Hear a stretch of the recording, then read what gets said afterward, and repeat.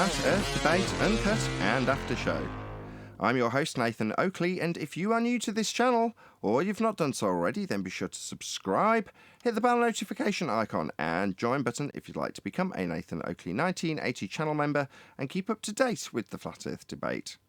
If you would like to support the channel, there is a super chat that runs alongside each of these shows while they premiere, and there's also a PayPal, Patreon, crypto and thanks button in the info box below the video. Speaking of Patrons, I'm going to do a quick shout out to all of you who do support me on Patreon, so a massive shout out of thanks and appreciation to Flat Earth Sage, Goldie McKiernan, Phoenix Rising 86, Retro Bill, More Books, Cannabear, Fibre Oats, Michael Kahn, Rob H, John Kays, Patrick Gunnels, Banter, Will Brax, Troy Shuker, Hairy Blade, Mobile Max 777, Neo the One, Rob W, Open Minded, Reese Pound, Del West Watson, Maria Neelands, Unbelievable Productions, Blue Ridge Ranger, The Real Gabster, Liam Nedrick Jr., Abraham Mohammed, Adrian Quintana, Skeptic936, Life is Short, Texas Mike, and David Wayne Foster. So another massive thank you to all of you for supporting me on Patreon. Now I will hand over to whoever is in Discord and Google so you can enjoy their dulcet tones while I set up for today's live show. Before Mars, what type of theoretical thinking is that? What, the moon? Is that what you say? I can't hear you whispering. Is that what you're saying? The moon? Well, recent studies have shown that the moon may be actually in Earth's atmosphere, so there won't be much time dilation. And we also don't want to mess with the delicate balance of Earth by colonizing the moon because the gravity could be affected, perhaps.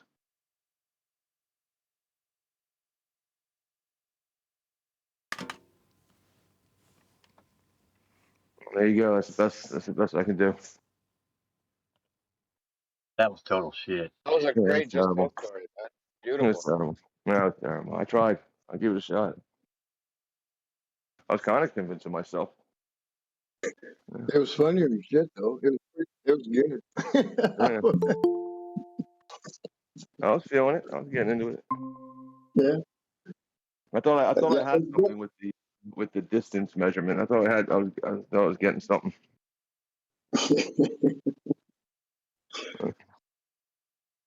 Well, But no, That's good. what Go bending ahead. causes, like what effect it has on time, the more you bend it or the more you straighten it out.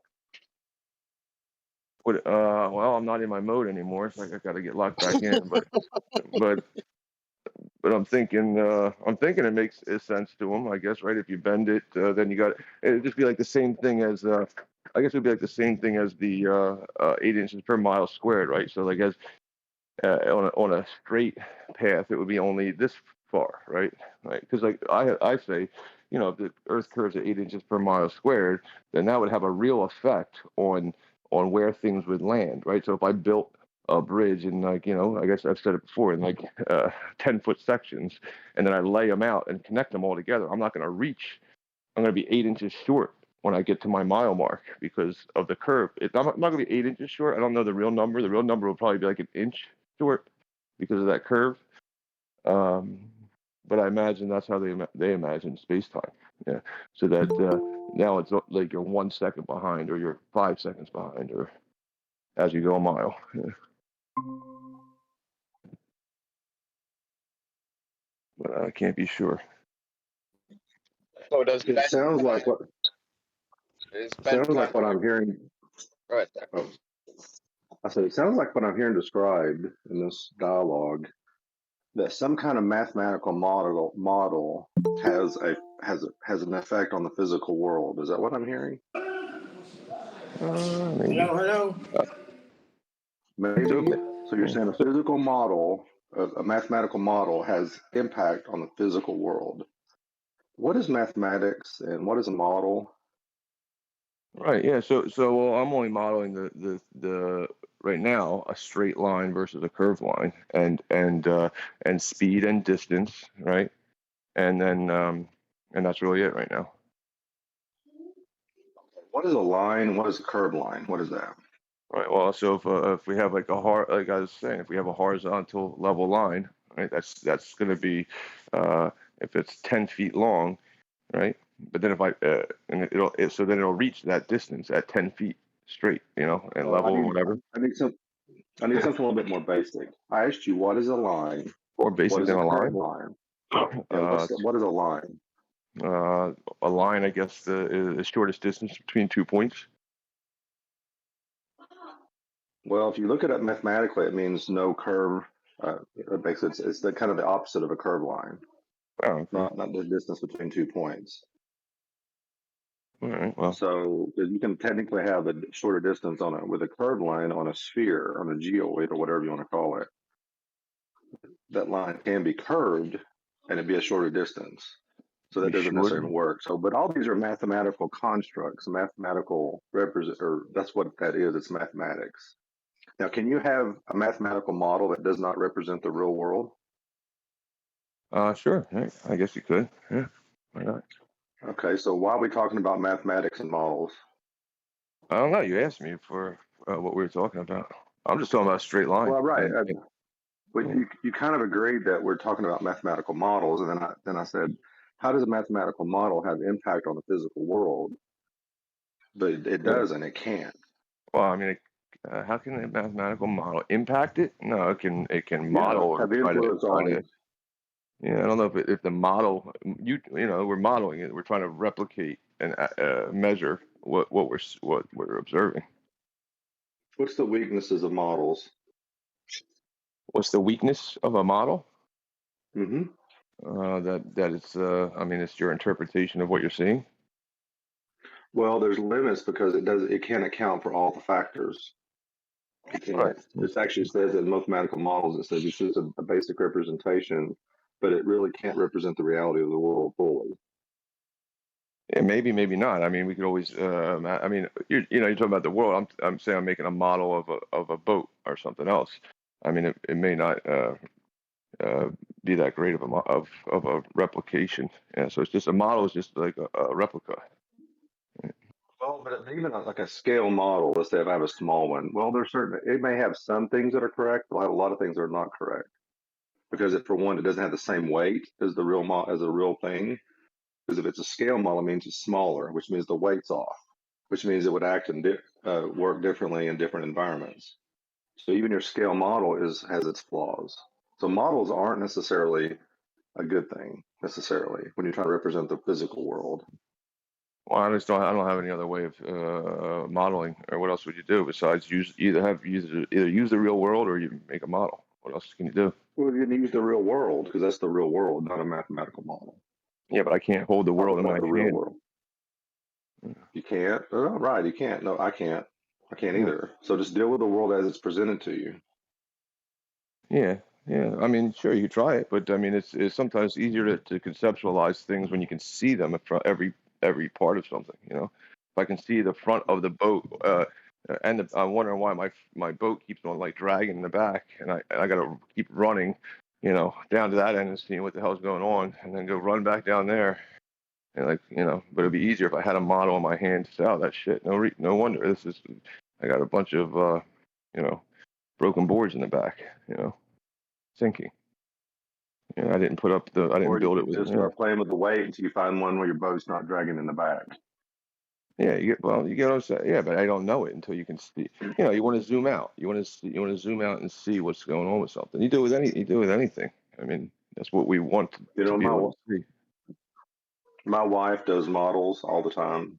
She does kitchen design, and so many times that whatever she represents doesn't always match when it gets out and practically put it in the building.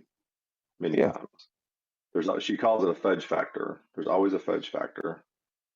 She has to even work into her so-called model. So models they can have some level, give you some level of insight, but it will never be complete. Never. They can't. No, I mean, I agree. I'm not disagreeing at all. But I mean, I can't think of what else you could do. Is all I'm saying. What else could you do besides model something? Just deal with the world as it's presented to you. Yeah, but you're trying to understand it. He's a model and just looking. Yeah, I mean, you're trying to understand it. I mean, I understand what you're saying. Why all these abstract? I mean, I think I understand what you're saying. You're jumping back to why are we come up up with these fake abstract physics. I don't know why exactly, but to make their model work, right? But that's a different problem than just the problem of modeling or something.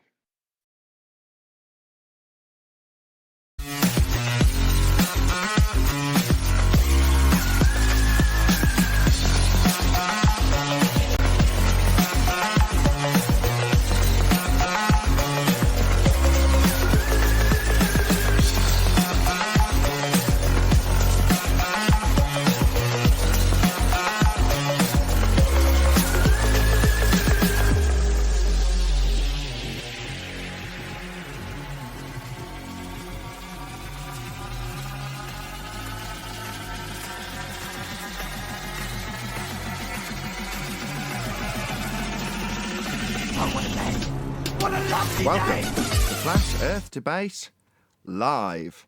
I'm your host, Nathan Oakley, and if you are new to this channel, or you've not done so already, then be sure to subscribe. Hit the bell notification icon and join button if you'd like to become a Nathan Oakley 1980 channel member and keep up to date with the Flat Earth Debate. If you would like to support the channel, there is a super chat that runs alongside each of these shows while they are live, and there's also a PayPal, Patreon, crypto and thanks button in the info box below the video. Most importantly, if you'd like to join the discussion, simply mute the page you're currently watching, then click the link in the info box below this video to join the panel and express your views on the nature of Earth.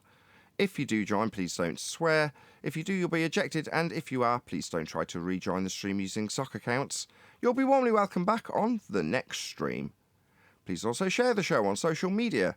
Sharing the show obviously increases the live audience, but this in turn increases the chances of a more diverse panel, so please share the show on Facebook and Twitter. Now, we are joined by Sleeping Warrior, 10th Man, Chocolate Saiyan, Arwin, Brian's Logic, Neil, and a whole bunch of people in Discord, so welcome one and all. Hello, hello. Yo, what's up? Sky. Hey, good morning. Good morning, good evening, good afternoon, wherever you may be. Good to have you all. Good morning. Good morning. Hello. Pleased to be here, I'm sure. Yeah, I thought you weren't going to be here for like a half hour.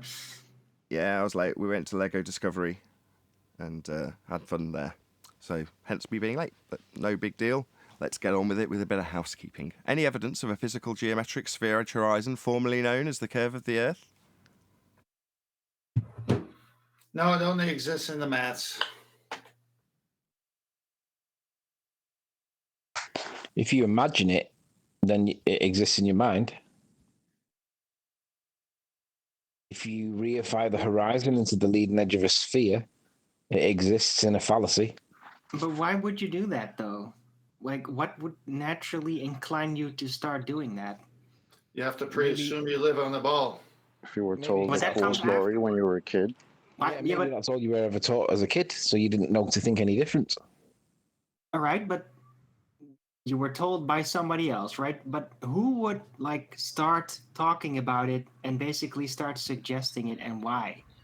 When there is no natural suggestion to do that. Teachers in primary school and high school, and then they forget about it for the rest of your life, and then before you know it, you're 40 and you're questioning the shape of the Earth. Right, but I'm talking about who actually came up with it. Or, yeah, we don't really know, of course. Well, we the got a national lot of curriculum, innit? mythological figures presented as who supposedly discovered it. But how would you come up with it and why, right? When everything is optically very naturally flat, right? So why would somebody then come up with, hey, what if you think about it like a ball? Why? What would be the motivation behind that? What if you were under the assumption that the sphere is the perfect shape? It depends. And because the Earth is so perfect, and God would create something so perfect, so why wouldn't He make it in the perfect shape of the sphere? Right, that's actually a really good answer. Idealism, yeah, it could. That's Pythagoras. Yeah. No, There's another two. right. There's another two that would explain it too. Well, one you could call education, so that we're all taught the same thing. However right or wrong it might be, at least we all get a standardized education. Or you could call it indoctrination, because we all get taught a falsehood. Can you turn the gain down on your mic? You sound horrendous. I'm on my phone.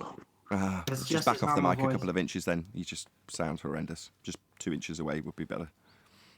Any evidence of axial rotation of the Earth-based variety? Hell no. No. Yeah, the stars, Nathan, the rotating stars, they prove globe.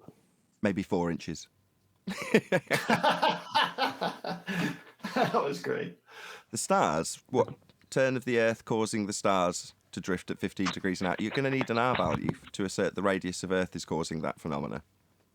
Yeah, we'll completely ignore the fact that the stars still turn once we leave the frame of reference that we're supposed to be rotating from, because when we do that, it's supposed to stop. No, what I mean is, if you look up at the stars and see the apparent motion, I'll agree with you. But regardless of the assertions that could come from the globe side, that would be Coriolis drift in your debunking that's preemptive. What I'm saying is, if you're going to assert that that's Earth causing that at all, you need a rate to give in order to give the rotational value, and that's the R value. Yeah? You're going to give it in radians. So therefore, you're going to need an R value. I wanted to also add something. If you're going to presuppose that it is the Earth spinning underneath those stars, well, then if you'd go up really high with a floaty balloon and you'd keep it up there somehow with extra weights, designated height, well, then the stars would effectively be standing still all the time while the Earth is spinning underneath that balloon, right? There Sure, would have but to be some point at some height where the stars are then going to stand still. Do they? I agree with the argument. The only issue I have with that Right argument off the is ground. it's the assertion that, okay, a drone goes up and films the stars, and because there's a claim that it's the Earth turning that causes that effect, there's therefore a further implication that if you hover with a drone, the stars should stop moving, right? And yeah, okay. Exactly. Right, yeah, okay. But which is going to be more obvious to you if you're the drone pilot? So you put your drone on the ground, you launch it up, and you continue to rotate on a turning Earth as your drone hovers. In other words, you're moving away from the position of the drone at the rate that the Earth spins beneath the drone, according to the claim of Coriolis effect. Now, from your vantage point, it looks like it curves upwards as you push the up stick. So the drone goes in a straight path up, you've only pushed the up stick, but from your vantage point, according to the claim of Coriolis drift, you'll see it curve up and away from you at the rate that you're spinning away from it in order to have the stars stationary in the drone's imagery, if there's a camera pointing up, right? Well, that means that which of the two things you're going to notice? The fact that your drone's whizzing away from you at 1,000 miles an hour on the equator, or that when you get the footage back after chasing the damn thing down, by the way, this doesn't ever happen, clearly, which is going to be more troublesome. You just Nathan, have to you wait don't- 24 hours and it'll be right back where you're at. Nathan, you don't understand. Well, that wouldn't be true, Alan, would it? Because the Earth would have moved around the orbit around the Sun, so it would be it would be relative to the Earth. It would be in the same position, but the Earth relative to its orbit around the Sun, it would be physically in a different position. So that it would appear to be 1/365th of the orbits around the Sun away from where you were. So it's probably, I don't know, if you set off in London, it would probably be in, I don't know, Southampton or something, because that's the distance that would have been moved around the Sun. What's now happening Anyway, is his phone's got a compressor on it, and it's trying to compensate for how horrendously loud it is. So it's going super quiet and then super loud. That's not me, by the way. Anybody wondering why Anthony's voice sounds like that? That's all him. Yeah, I noticed that. It's like, what the Anthony. hell? Anthony, make it 10 inches. Why not 12? Just whisper. 12. Any evidence of the distance to the sun? It's over there. Nathan, I want to go back to that Coriolis point because you don't understand what Coriolis is, Nathan. When the drone takes off, it doesn't instantly lose all of the momentum of the Earth that you're implying at 1,000 miles an hour. It still preserves that, Nathan. You don't understand Coriolis. What's that got to do with Coriolis effect? What you've just described has absolutely nothing to do with Coriolis effect. Right, and how would it retain Sounds like momentum? Earth. How would Hold it on. even Owen's do that bitten. in the air? Owen's bitten and I'm completely just pointing out undermined that it my... doesn't instantly lose the 1,000 miles an hour speed, the Let's momentum try that of the again Earth. just without Owen ruining my complete annihilation of Anthony's point. Let's try that once more. I'm sorry. Okay, so Coriolis effect is only observable as you rotate beneath things. So therefore, to observe Coriolis effect in anything ever, I have to be the one describing what I see as I rotate beneath things. Now, you've launched into telling me what the drone does. Well, that's got sod all to do with Coriolis effect. It can do anything it likes, so long as I rotate beneath it to see Coriolis drift. Yeah, that okie doke don't work anymore. It's the only way to even have a debate about Coriolis. You have to have one side that basically ignores what it is and starts imagining how it's actual movement. Right. And that's how you get a debate. Yeah. So the flat earthers end up arguing on behalf of the globe believers about what they should be claiming if they believe they're on a globe earth that spins. And once you've got that established, which could take an hour, then you might get them to concede that they think there's 15 degrees an hour drift as Earth turns beneath things for you to see Coriolis effect. And then you debunk it by pointing out, if we're turning beneath a drone, it would away 1,000 miles an hour for you to see it seem to curve away from you. And then they'll just commit heresy. Anthony's going to destroy this live show. I can just tell already. Yeah, or they could just cut off a... Sorry, man. It's okay. Try it once more, John. I said, and then they'll commit heresy. Yeah, they'll deny the very premise that the globe's claiming. Globe claims Coriolis effect, and Anthony's argument is essentially something that has sod all to do with Coriolis effect. And in fact, the premise that he's based his argument on, which is not Coriolis effect, defies Coriolis effect. Because if the drone's retaining velocity of the ground beneath it, it's not drifting from the guy's vantage point on the ground beneath it that's supposed to be turning as it drifts away. That's the effect you describe when you detail Coriolis effect. It drifting away from your vantage point as you turn beneath it. So Anthony's saying, well, it wouldn't do that. So it wouldn't have the globe claim a Coriolis effect then, Anthony. That's the okie doke we ran around with for a long time. That's over now. Anthony and I did this recently. I don't know if I'm throwing her under the bus by saying this, but with Rachie, 00000, YouTuber, subscribe today. So I don't know why I was just doing whatever I do, and Anthony gets me on Skype and starts talking about Coriolis effect with me. I'm like, okay. And it's like, can I introduce Rachie to this conversation? Because I really wanted to. I'm like, yeah, whatever, fine. So then I get Rachie telling me about how conservation of angular momentum is something that I need to be concerned about, and I'm not representing the argument correctly and things like this. I'm like, no, I'm not. I do understand this stuff. I assure you. They're just telling you should believe in something that isn't the globe's claim of Coriolis effect at 15 degrees an hour. These heretics are teaching you there on their own alone, not in line with the globe claim, Globiolis effect, and telling you should be arguing against that. Makes their life a damn sight easier. But Anthony made me have that conversation with Rachie for some reason. I don't know why. I'm pretty sure she'd have figured that out by herself. She's not exactly stupid. Right. All we have to basically explain to them is that they don't really understand. Well, they don't. Well, if you take what they would say as globiolis or heresy, then there's no drift, right? So then you go against the very claim you want to prove, but you can't. So you go against it, and you become a heretic. Did we actually get an answer for the distance to the sun? We seem to have gone back onto Coriolis deflection and axial rotation of the Earth-based variety. Maybe I can just ask for R, as that was covered. Any evidence of the R value, Earth radius? Anybody at all? Earth radius, anybody at all? Anybody? Derived from a flat plane. You guys in Discord were getting quite chatty about your models and such. We're talking about the premise for that model of a sphere, R value. That's what it's all based on. Well, it's mathematical, so they don't got it. Well, that's kind of what I brought it up for, because that's what they were talking about in the pre-show. About maths and models and reification, in essence.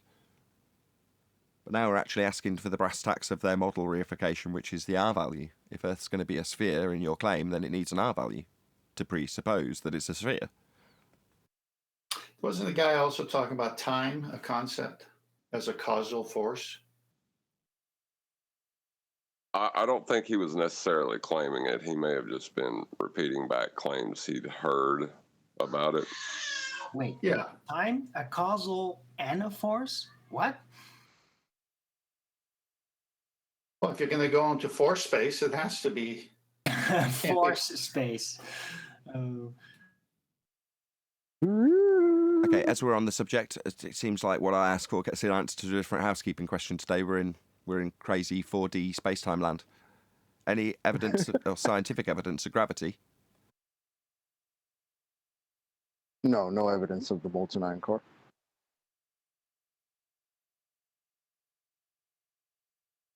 What? That took me a couple of seconds to process. What? Good one, Chocolate. Good one, Chocolate. Normally, I can Chocolate's got ask you one of these jumping housekeeping around. questions, then go into autopilot, thinking about what I'm going to do or how I'm going to respond to what's coming. Doesn't normally take a few. You've moved the cogs in my gearing, Chocolate. That's not fair. Cling. Yeah, springs are going everywhere. You're the one who said somehow we're ending up in other questions after asking one question. So you asked about gravity. Yeah, definitely no evidence of the molten iron core. Thanks. Especially after your morning with the kids, just let go, Nathan. All right, I've realigned my cogs now. Yeah, okay, fine. So what you're saying is the gravitational accretion claimed in the Narnia land, the story of Narnia land called Space, has Theia smashing into Earth and the debris forming the moon with gravitational accretion. Therefore, the molten iron core, which is oversized because of that deposit of Theia's molten iron core when it hit Earth at a glancing blow and then formed the moon through gravitational accretion, would be your scientific evidence of gravity by my standards. And therefore, this isn't a syntax error. Right, Alwyn? So, no, that's not scientific evidence of gravity, Chocolate. How dare you? What's the hypothesis for that Theia story that I assume you're meaning, rather than throwing me off completely with a nonsensical answer to a question about gravity? The only evidence for the R value is mathematical. But can that be considered? Stop! Everyone evidence? stop! You're all trying to do this deliberately now. You're all just having fun with me, right? Scientific evidence of gravity is the question on the table. Okay. Okay, no. So not 93 million miles then. Fine, let's move on. Any single viable hypothesis from any of the fields of astronomy, cosmology, or astrophysics? A lot of chatter, but nothing viable. Not anytime soon.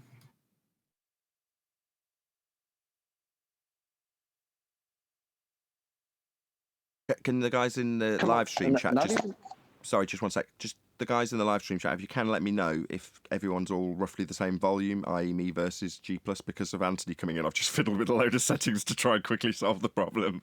So I don't know if I've messed things up and balanced things, but until I listen to it later on, which I can't do now. But just let me know in the chat if everyone seems roughly the same volume. That'd be really appreciated. What were you going to say, Arwin? I'm sorry to interrupt you with a technical thing.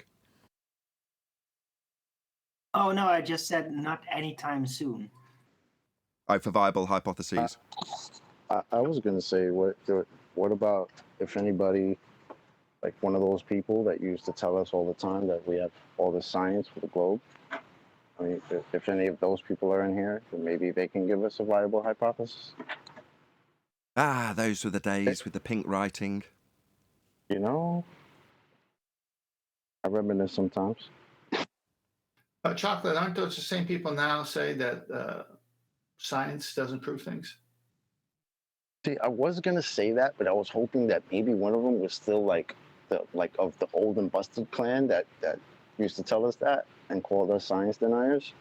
So I'm hoping one of them could tell us all about at least one viable hypothesis for one of their bullshit claims. They can't all be running around saying science doesn't prove things, right? Because then why were they talking about science in the first place? But they do. That's weird. It is weird because we're in La La Land with them, and we've only recently realised this. So why is it that the adaptation of that claim comes our way and then fades away, never to be repeated again? Right? Why aren't we called science deniers here? We've got opponents. There's plenty of them. They're racking up all the views in YouTube, right? They're the ones being recommended. No, they're just as much a subset of normie society as we are. They just haven't realised it yet, and I'm here to point it out to them. So why is it that they can have this argument? Well, so that the normies who do believe in the globe, unlike you anti-flat earthers who deny most of it, right, can still go around calling us science deniers. Because they do. If you go and watch normie mainstream YouTube, and they happen to mention us, they'll talk of us like science deniers, and they'll even say it. Because they can get away with it, can't they? Because they haven't spent any time around us to have their arse ripped through their throat when they actually claim that they've got science for the globe, which you haven't, right? So you've adapted and started saying science doesn't prove here. That's what you do, because you're anti-flat earthers. You're not really globe believers, which makes you just as dangerous to normie society as us. Hence, you're put into a nice little subset of the internet, just next door to us, over in some dark corner where you can't affect the people who actually think we're denying science, rather than appreciate there isn't any for the globe, like you do, because we tell you. Well, you know what the number one thing that people that deny science say is? I don't, actually. You'll have to tell us. Science doesn't prove anything. That's all it does. Its only purpose is to empirically prove, one way or the other, if something you have proposed causes a phenomenon you're observing, causes it or not. Oh, what causes that? Well, I think it's this. Well, is it this or isn't it? Well, let's do an experiment. Oh, it wasn't that. Oh, we've proven it wasn't that. Or, it was that. So we've proven it was this. You know, that's all you can get at the end of an experiment. Proof one way or the other. And if you're a science denier, you'll just say, well, that didn't prove anything. You'll say what? You'll say that didn't prove anything, even though it proved something. No. You'll say it disproves something. Yeah, but you Science doesn't prove, it you disproves. automatically prove something if you disprove something. Yeah, I was going to say, if you disprove something, you're automatically proving something else. Sorry. Just how that goes. You That's why vary you gotta A know. and see if it causes B.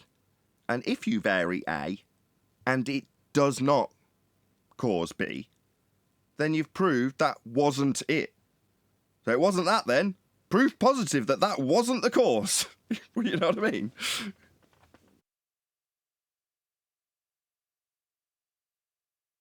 Moving on. And I know Chocolate's already half-heartedly addressed this, but is there, in all seriousness, because it is a very serious topic, any evidence of a self-perpetuating molten iron core at the centre of a presupposed spherical Earth? Well, what's gravity? Where's my tumbleweed? Where's my tumbleweed sound effect?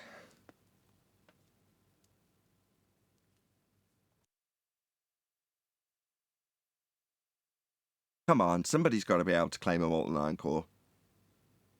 It's 12 of you in Discord. Maybe we're asking the wrong question. Maybe we should ask, does anybody believe in the self-perpetuating molten iron core at the center of the presupposed spherical Earth? No one's gonna touch that hot tamale at the moment. The problem with asking them if they believe, as I've just segregated them out into a subset of anti-flat Earth versus flat Earth in the same dark corner of the internet, right? They're only in that dark corner because they don't believe. They're coming up with all sorts of new things. They're basically Arwin, just without realising it. The arrogance level's off the charts, whereas Arwin recognises that, you know, hopefully if he can come up with enough heliocentric nonsense, he can slip it into the rhetoric. Cool. I'll be part of the story. It's just a story, and it's flowing. So why can't I toss a rock into the pond, disturb the flow, and have it become part of the flow? There's no reason why not. Well, the anti-flat earthers are also doing that, but they kid themselves that they're actually preaching the globe rhetoric. Oh, well, this is the globe belief that things don't drift at all. You'll never see any. No, it isn't. The globe claims 15 degrees now. You just don't believe. So while you're saying we want to find out if anybody believes in the molten iron core, nobody that's here in this little dark corner of the internet segregated away from normie society. That's us and you, Dan, and Katz, and Ruhif. You're all here in hell with us. Of course, I don't see it as hell, you do. But kept away from normie society, they're never going to claim they believe in the molten iron core. Why would they? But normies do. They don't know any better. The problem with the molten iron core is regular normie people think that volcanoes are caused by the molten iron core. So nobody even has a proper understanding. Well, you know what the anti-flat earthers on this remind me of is the story of the during the Black Plague of the priests who would flatulate themselves as they walked around thinking that God was mad at them and that's why the plague existed. So they'd beat themselves with whips, sort of like the anti-flat earthers in this discussion. It's a heretical group. That's actually kind of funny. Yeah, it's a heretical group that just beat the crap out of themselves for the globe. And their 2022 version of beating themselves with a whip is listening to people they cannot stand, even though they partly agree with because they don't believe the same shit that apparently we don't believe because they try to argue the opposite of what their actual narrative claims. So that must be some type of hell. It's interesting. Called self-flagellation.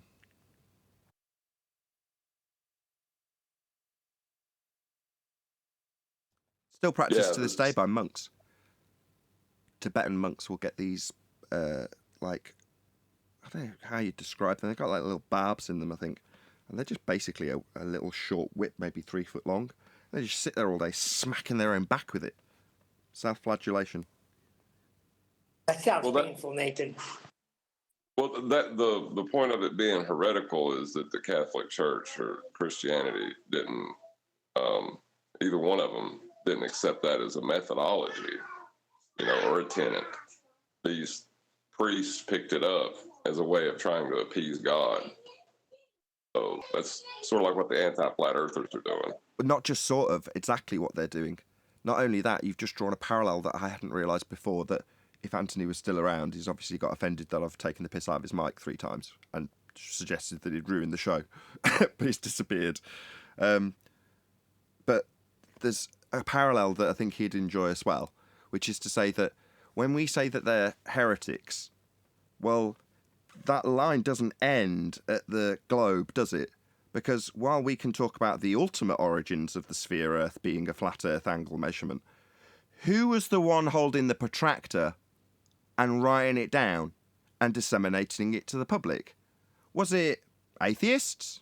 Was it atheists that came up with this heliocentric model? Anybody at all? No, the Catholic Church. The Catholic Church. So when you anti-flat earthers arrive here to tell us all about your on your own, singular, alone, away from the Western world belief in heliocentrism and the sphere Earth and all the beliefs that you need to have to call yourself a ball believer, which you're not, yeah, when you get here, you actually need to be told how to believe correctly in the church's globe, which you don't. Heretics. Because that's who gave it you. It's the church that gave it you. Not necessarily the church that any of us believe in, or the church that any necessarily Christians or who would call themselves Christians would believe in. But the church, nonetheless, have come up with this belief structure that you guys on the anti-flat earth side deny. Heretics. And you need to get back in line with what the church told you to believe in. None of this Earth moving with atmosphere, no drift to sea. The church has made it clear that you've got 15 degrees and out of drift as the sphere Earth they made up turns beneath your feet. Okay, so you need to understand and believe in what the church has told you to. Let's get that straight, heretics. It's a great day. They even gave them their origins. Didn't their little Big Bang come from a Jesuit priest named George Lanet? The Maitre. If you want to see the full history, somebody commented on one of the interviews I did too with Johnny Cerrucci and just went through the full history of heliocentrism from church to modern day times. Well, there's no real disconnect in those two things, but nevertheless, he goes through the full history on 2 separate shows. One was several hours long. And like I say, I only remembered because somebody came along and said, hey, I never knew you went through this. And it's like, yeah, prior to the debate, I did the whole journey through Flat Earth, finding out where it all came from, stumbling along all the other conspiracies that everybody else on this panel's done also. I'm not saying Johnny Cerrucci was conspiratorial in any way. It was incredibly well researched, in fact. Astonishingly well researched. Check him out, actually, if you want to extend your knowledge of how this lie about the globe came to pass from the church. And like 10th Man, Johnny Cerrucci would call himself a Christian. He just wouldn't kowtow to that church in any way, shape or form. Quite the contrary. But yeah, checking out Johnny Cerrucci's interview with me on, I think I called it Flat Earth UK with Johnny Cerrucci or something to that effect. But it just lays out the full history of it. The closest person that I know that has gone through that on other shows is Adam, and 10th has just got good knowledge of it as well. But certainly Adam's gone through that history on various different shows that he's done and interviews that he's done, because he's also very well versed in it, far more than I. And like I say, no more than 10th man, who also has got an exemplary knowledge on this stuff, how the history's come to pass. It's just a shame that there's that evil overlap with Christianity and, in quotes, the church. And it isn't quite like that. It's too condensed. I can't get it condensed enough to just disseminate that now right in the middle of housekeeping. Although, did we finish housekeeping? I'm so confused with what we covered, thanks to the panel. Man, it sounds like y'all were covering my favorite subject. Yeah, I was just talking about that elsewhere, about the church coming up with this heliocentric model and then pretending that, no, it wasn't me, bro. Even though all of my influence is still around today, when in Rome, right? That New York correspondent Eli, high over the skies of New York in Chopper 5. That was air pressure without a container, what he was demonstrating this thing. The gradient. What about the gradient? What about it? Any evidence you can have gas pressure without the necessary antecedent of a container to press upon? There's a gradient, Nathan, that shows that you don't need containment. No, you still Gradient need... requires a container. Yeah, gradient is a gas pressure gradient. Still need containment.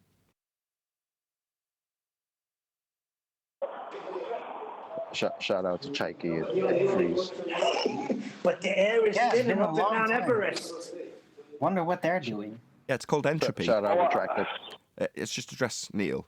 Yeah, gas is thinner when you go up to the top of Everest. Gas is created at ground level and there's very little vegetation up on Everest. There's still air there because it's made its way from ground level, where it's produced with all of the life and vegetation that produces it, and then it disperses upwards, so there's still some up on Everest. And some people even go up there without any oxygen tanks and can still breathe because there's enough air to do so. But that's only because it's made its way up. Of course, that obviously flies in the face of the assertion that gas go down, go boom, boom. With buoyancy, it doesn't. But yeah, that's an entropic effect. That's the thing that interests me. It's like, how could we have the hydrological cycle? That's what it's called, right? And obviously, that's all of the elements that have to do with our weather and whatnot going up there. And it's like, fam, like, if you thought that gas was mass attracting mass, like that right there alone should have handled that for you. You get taught this really young. My memory of being taught about the hydrological cycle was that it was much later in my schooling than it actually is. So my 5-year-old has got it, and now I coincidentally had already told her about it, and she had a good grasp of it when it was presented to her the other day. You know, she saw it in the workbook and knew what it was without me having to read anything. But what occurred to me was that it was in the workbook at all. I'm like, okay, so this is what they tell you about gases going up really early. So you get a good comprehension of it, but you don't necessarily have the contradiction presented till later on when they teach you about science and the scientific method, which will come later. So the observable and obvious is still taught to you, but just at an early enough age that you don't give it any consideration when the contradiction occurs later on in your education. Very interesting, I thought. Maybe you don't agree. No, interesting indeed. It's a fine line. It's a very vague memory to me as well. I was like, oh yeah, something about acid rain or something, and they said something about the ozone layer or something, you know. Well, by that I just mean I don't want to become a baby boy talking about my kids. But by the same token, when things like that happen, I do link it back to what we talk about on the show and how we're educated and in what order, I think is quite important. And, you know, we've got syllabus levels and grade levels, and what you're going to be taught at what age is very carefully considered, isn't it? Yeah.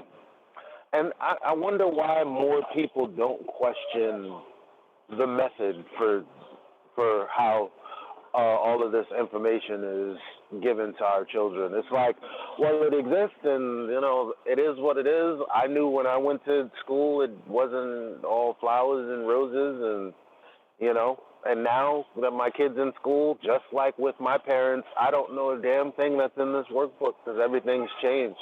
Like, and I asked my mom, who was an educator. I said, "Mom, like, what about the board of education? Like, did you ever like vote to get someone in?" She's like, "I didn't even know that was a thing." And I'm like, "Fam, that's crazy that we're not involved in the process as much as we should be."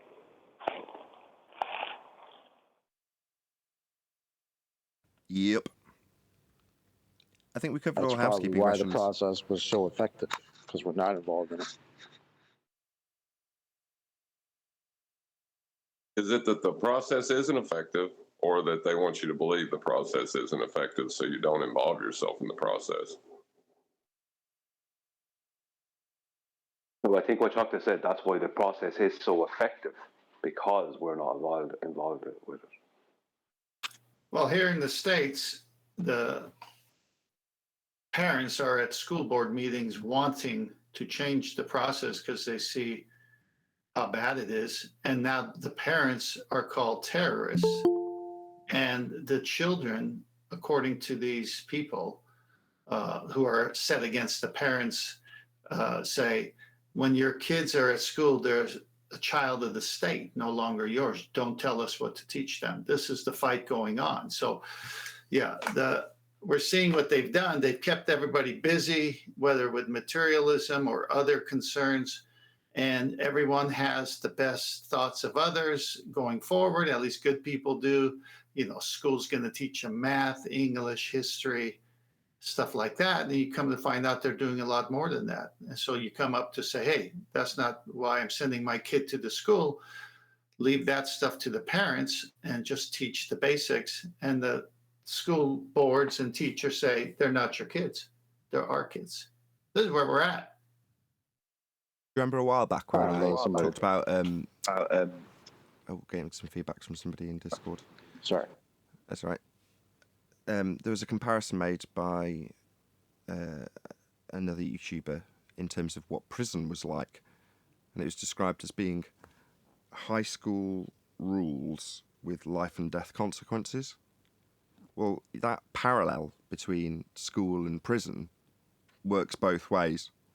So just for size, I tried it on another homeschooling parent, and I was like, I gave them the parallel and just to see what their reaction was, and they just immediately instinctively agreed with me. But yeah, when you think that description does hold a lot of weight, because you're like, yeah, if you've been to jail, I haven't. The high school mentality being described, it's like, well, okay, doesn't that just mean that that's prison mentality then? So school has prison mentality. Well, it's interesting. The joke amongst any circle of friends, or any ecosystem of friends. Can I say that? Ecosystem of friends? Yeah. Don't stop me now. But every time it develops, it's like, especially with the advent of Facebook and social media, you got these groups that get together online, and then they decide, wow, we live really close, we should all hang out. And then there's 50 people that come out to hang out, and then it becomes this big, beautiful thing. Everyone hangs out. Everyone loves each other. Some people hook up. Some people become really good friends. And then you start to see the cattiness.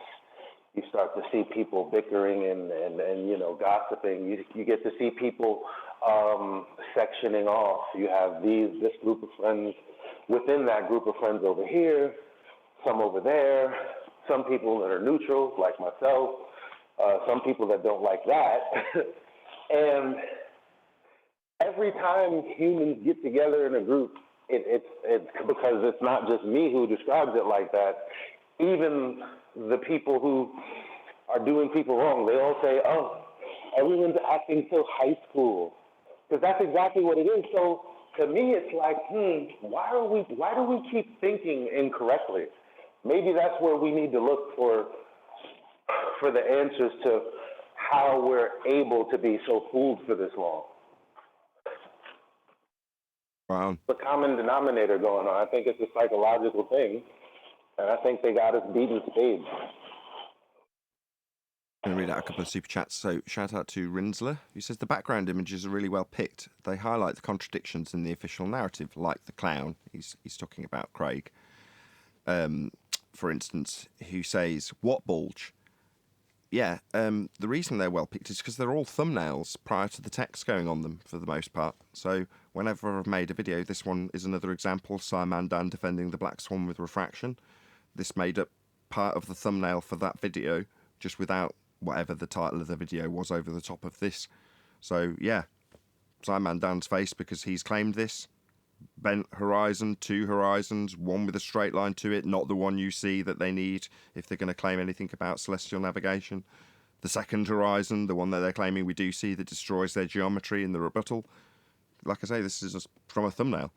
But yeah, I'm glad you've said that because there's like a lot of work. It takes a couple of days to put together one of the slideshows because it's, you know, a hell of a lot of imagery and they just rattle on past and yeah, 2 hours of them. Anyway, thank you very much for the super chat. Really appreciate the support, Rinsler. Really do appreciate it. And, oh no, the one's already gone from Retro Bill. A hovering bullet would exhibit no Coriolis effect whatsoever, but once shot from a rifle, that same bullet becomes a banana. Okay, thank you very much for the super chat. Really appreciate the support, Retro Bill. You know, on the refraction thing, Ruhef has got in contact with me about wanting to do a debate that I offered a month ago. And like he's trying to debate me in the comments, and he says that there's a correction for refraction in the instrument. And I asked him what he was correcting to, and he didn't answer me. Yeah, that's because we all know what, don't we?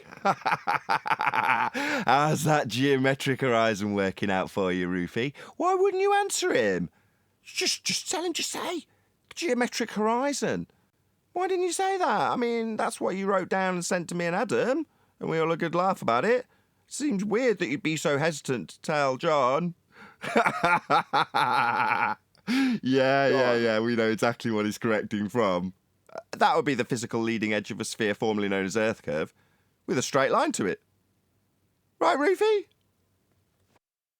Well, another interesting thing is he can't wrap his head around the fact that a straight line can't be tangent to a circle at 3 points.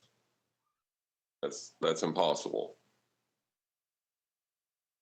And in the celestial sphere model, you have the angle at your foot, at ground level, and then you have the horizon on both sides of that angle, So you can't hold a geometric horizon and the angle, and it's a tricky spot they're in.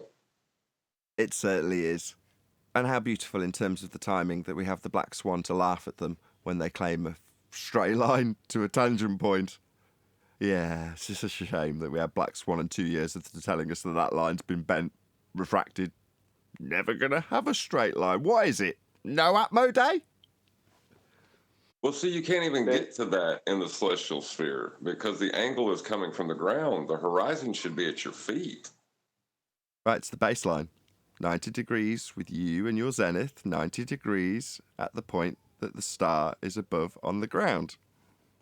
What's between those two 90 degrees? Well, it can only be one thing. It's a straight, flat baseline. That's how it's done. Yeah, and then to add insult to injury, where they want to claim the point of tangency at their feet, there's a horizon in the celestial sphere model. So they're trying to claim in a circle, if you're using a 2D view of it, that there's 3 points of tangency with a straight line. Yeah, and your horizon then will be 5,400 nautical miles away from you when it's at zero. No, sorry. 3 points of tangency to a straight line. No. A straight line can be called a tangent if it meets the top edge of a sphere. That makes it a tangent line to a sphere. That's what a tangent is. But, tangent plane. You can bisect. What he's just said is bisect the sphere at 2 points of tangency with a line. You can't do it. I don't think. I think there's something that pops up in my mind because there's something that I don't get.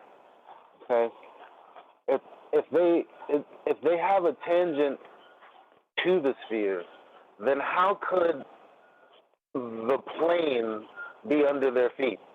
I don't get it. It can't. It's a contradiction in terms. But when you right, describe... so when Brian said what he said, and you guys said what you said, I thought of it as two different things, but we often talk about it like they try to do this, like they try to do both things together, and it's like, yes, well, you either have I understand, a horizon and they have a response. or you don't. Yes, I understand, and they have a response to that. When they draw out the tangent line to the presupposed sphere in Muppet Vision, they would say that the line that you're drawing along, that you're navigating along, which is going to be a straight line, it can't not be, has nothing to do with the ground. Well, what they mean by that is it's nothing to do with the sphere Earth that they assume that's got a curved ground moving away from them 8 inches per mile squared, because it can't be. So they literally will tell you in that circumstance, Eli, the ground has nothing to do with this when you're actually navigating the ground. But again, I see that as them conceding that they've failed because the sphere Earth ground has nothing to do with this. Yes, because it's not a sphere ground. We're working off the surface, though. We're doing navigation. Well, at that point, they're using a flat plane, Eli. Well, they've also thrown away that when they say that it has nothing to do with the ground, they're throwing away a geometric horizon because in the celestial sphere model, there is That's what I'm saying. Yeah, They threw that away 2 years ago. They're using a flat plane. When they use the tangent plane, they're using a flat plane. And that tangent plane, as Ruhif admitted to me, can be any length that they need it to be. Now, if you're using the celestial sphere model, from your position, if you see a star go from 90 to 0, that means that that tangent plane out in front of you is stretched 5,400 nautical miles. And they want you to believe then it's after this point, because that's where your horizon actually is at that point. And it's after this point, this 5,400 nautical mile flat point, that things start to curve. That's what they start to claim after that. And they start going into minus degrees. A star is going at. A tangent plane doesn't, mathematically, it doesn't have well, in any sense, it doesn't have a horizon. Like it, I don't, because the angle is, the angle is from your feet. No, the angle is from your feet. Like, so when they're doing this mathematically, in the celestial sphere, there is no horizon. There is no horizon. There is no horizon. The horizon is a horizontal, is a function of... Hold on, Brian. Hold on, Brian. Can you mute just while he corrects you? Thanks, Eli. Thank you. The horizon is a visual function of the horizontal, Eli. There is no globe or geometric horizon. There isn't one of those. But there is a real horizon, which is a visual effect. That's a function of horizontal view. That's what your horizon is. No, that's true. Duh. In the celestial sphere model, there is no horizon. In reality, there is a horizon. I know that. Yeah, but the celestial sphere model is in orthographic view, not perspective view. That's correct. It's a diagram format. Yeah, but John covered this. But John covered this. Hold on, just one sec. John covered it earlier. What you're talking about when you line up with the horizon and you use the tool and you're in the celestial sphere model, you're talking about the ground. That's what you're achieving, a horizontal plane to do all of this on.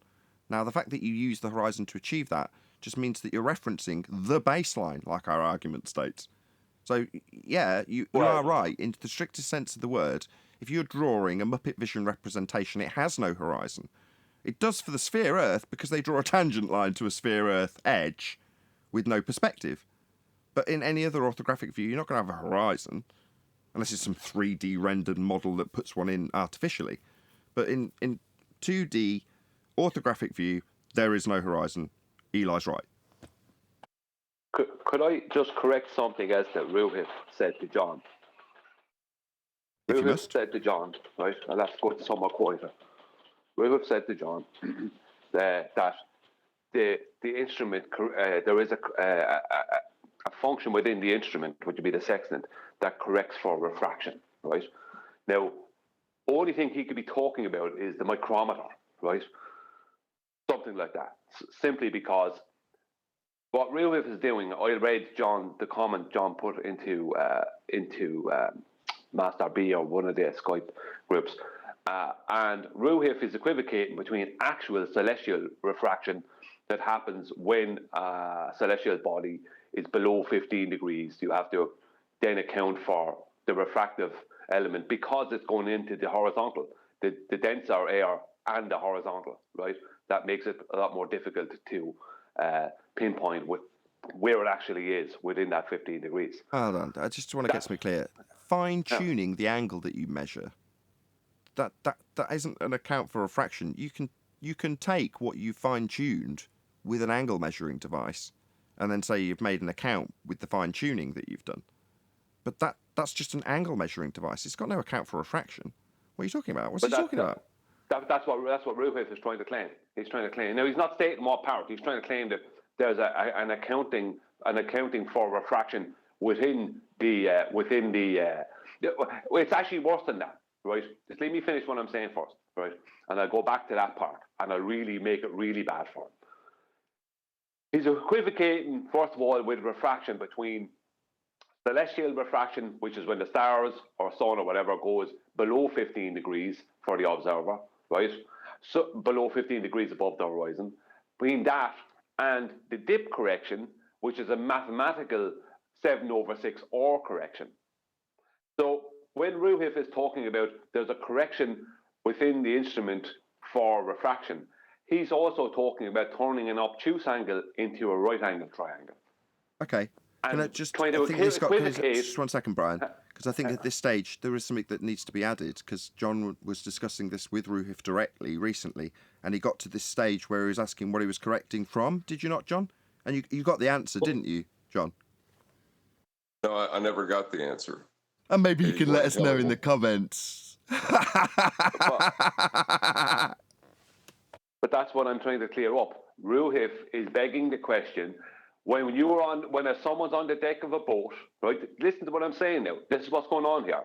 When you're standing on the deck of a boat with a sextant and you have an obtuse angle because you have a line from the sextant down to the horizon and then another one up to the celestial body, that has to be corrected from obtuse to a right angle triangle, right? For your elevation angle to be correct. Oh, sorry. Just one sec. Please don't stop. Well, it's because I'm confused. You say from an obtuse angle? Well, why would it be obtuse? Where's that coming from? The obtuse angle is because you're standing on the deck of the boat. That's what I'm trying to get to.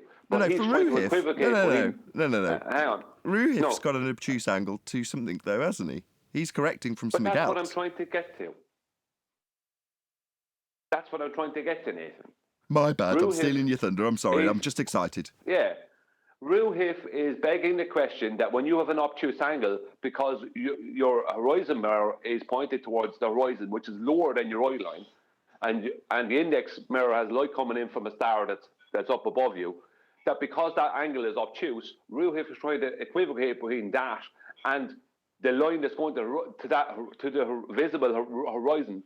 He's trying to somehow claim that that's the geometric horizon, and when you correct that angle, listen, this is where it gets really tricky. When you correct that angle from obtuse to right angle, that is a correction. That is his dip correction. Whereas technically that was correct at one time, but now the dip correction is not that. What he's not doing is he's not labeling it the height of light correction. It's really, really low. It's really low life stuff he's doing. Okay, hold on. I'm glad I asked in the interim then, because it's still relevant. So you're saying that when he looks at the horizon, he does what he calls dip correction, but that would be a correction from the geometric horizon, wouldn't it? That's what he's doing. He's trying to hijack the actual horizon and call it a geometric horizon. Oh, right, I see. So he's looking at the horizon that we see and calling it the geometric... What is it, no Atmo Day? We are not going to see the geometric horizon, end quote, AB Science. Nobody's claiming we see physical geometry, end quote, Planner Walk. The geometric horizon only exists in the maths, end quote, the rumpus. What the hell are you doing, Rufy, thinking that you're looking at the geometric horizon to correct from? No. Refraction! Nobody's claiming the horizon's Earth curve, end quote. Tim Osman. So no, that's not what you're correcting for, Rufy. No, you haven't got a straight line to a geometric tangent point anymore. We debunked that, didn't we, mate?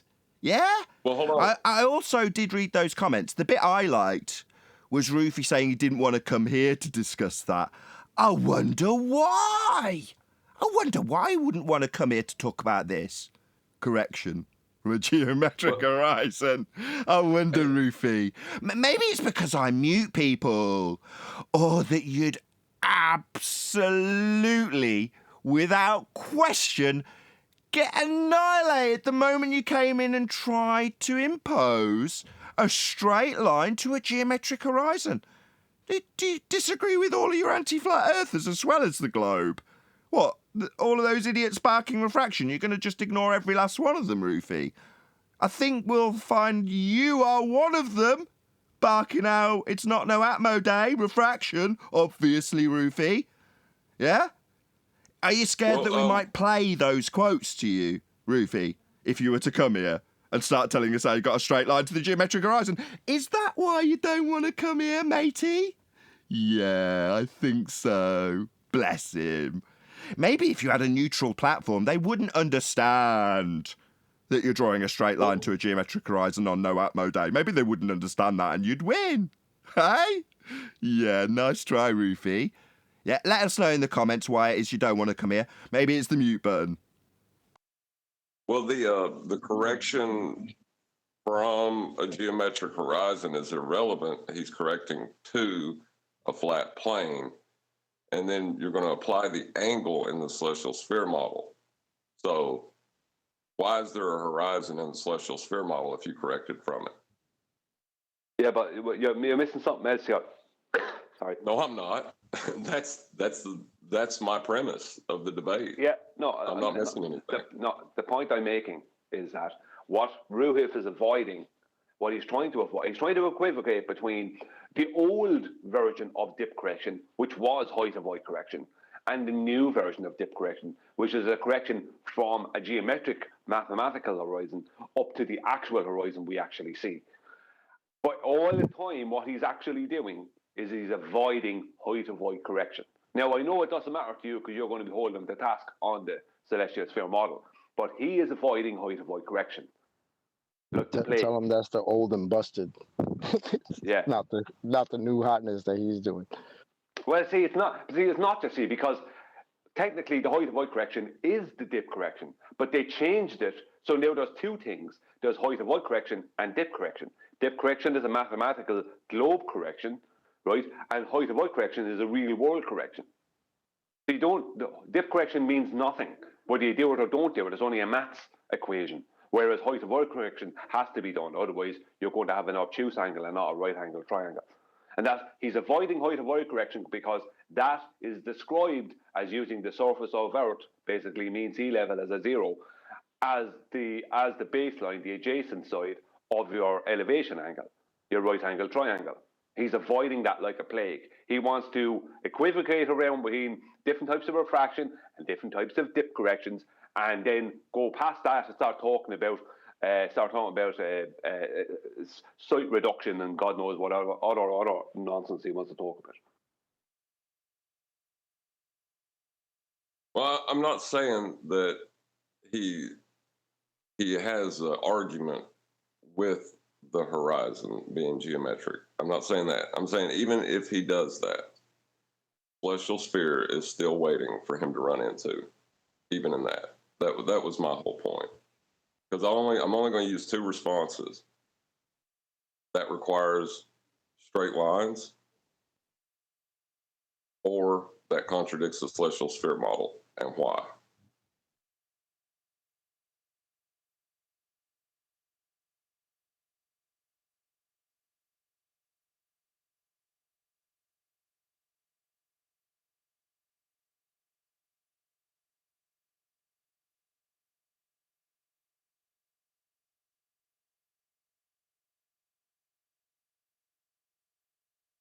As we have a moment of silence What for the hell our dearly happened? departed globe. I thought I got disconnected. I'm waiting for a Glober to butt in and like tell us we don't understand, but it just doesn't seem to happen anymore these days. Yeah, we're taking a moment of silence for the dearly departed globe. I got to go, guys, though. It's great talking to y'all. All right, see you later, John. See you, John. Later, bro.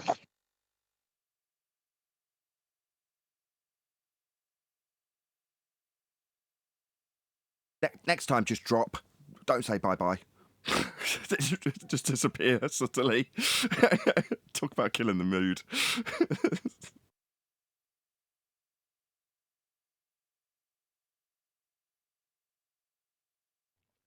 No, my subtle hint is going to lead to a dead air outro for me to say, obviously, super exciting. You must stay tuned because it's that exciting. You're all going to want to stay tuned if you're watching one of the premiering streams.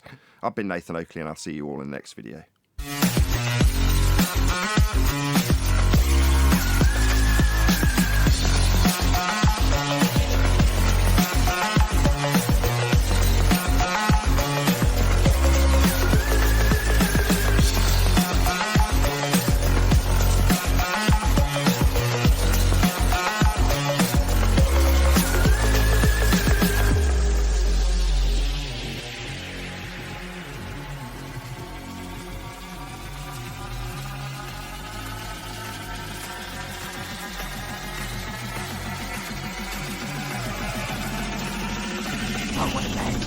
What a lovely day!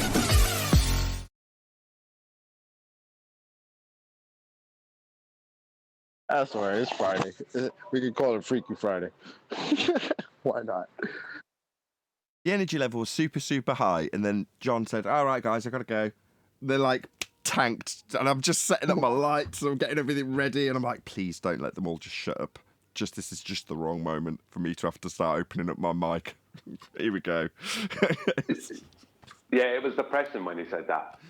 Yeah, you're not kidding. just what you need. What you need is a good cliffhanger at the end of the live show. You know, somebody joining and putting out an outrageous claim, and then somebody starts getting the sense that they're going to be able to draw blood, and then I say stay tuned. That's the ideal.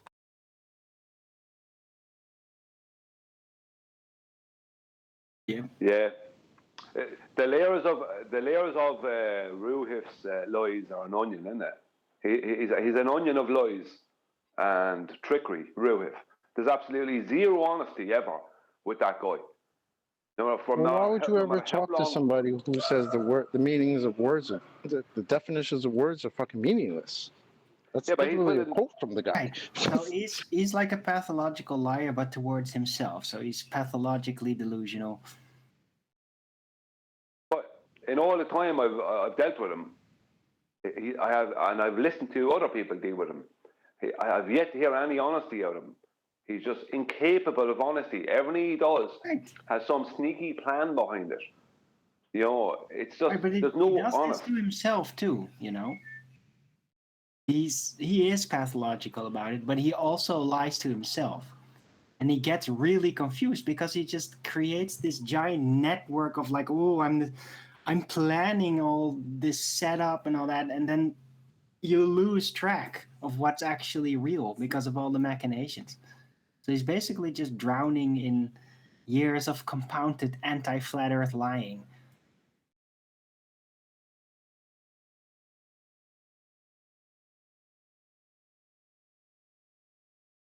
Right?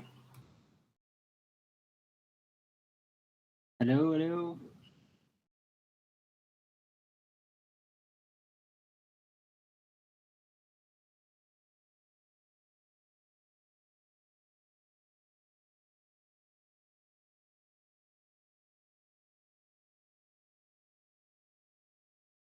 Yo, where did everybody go? I don't know. It did just get quiet though, Arwen.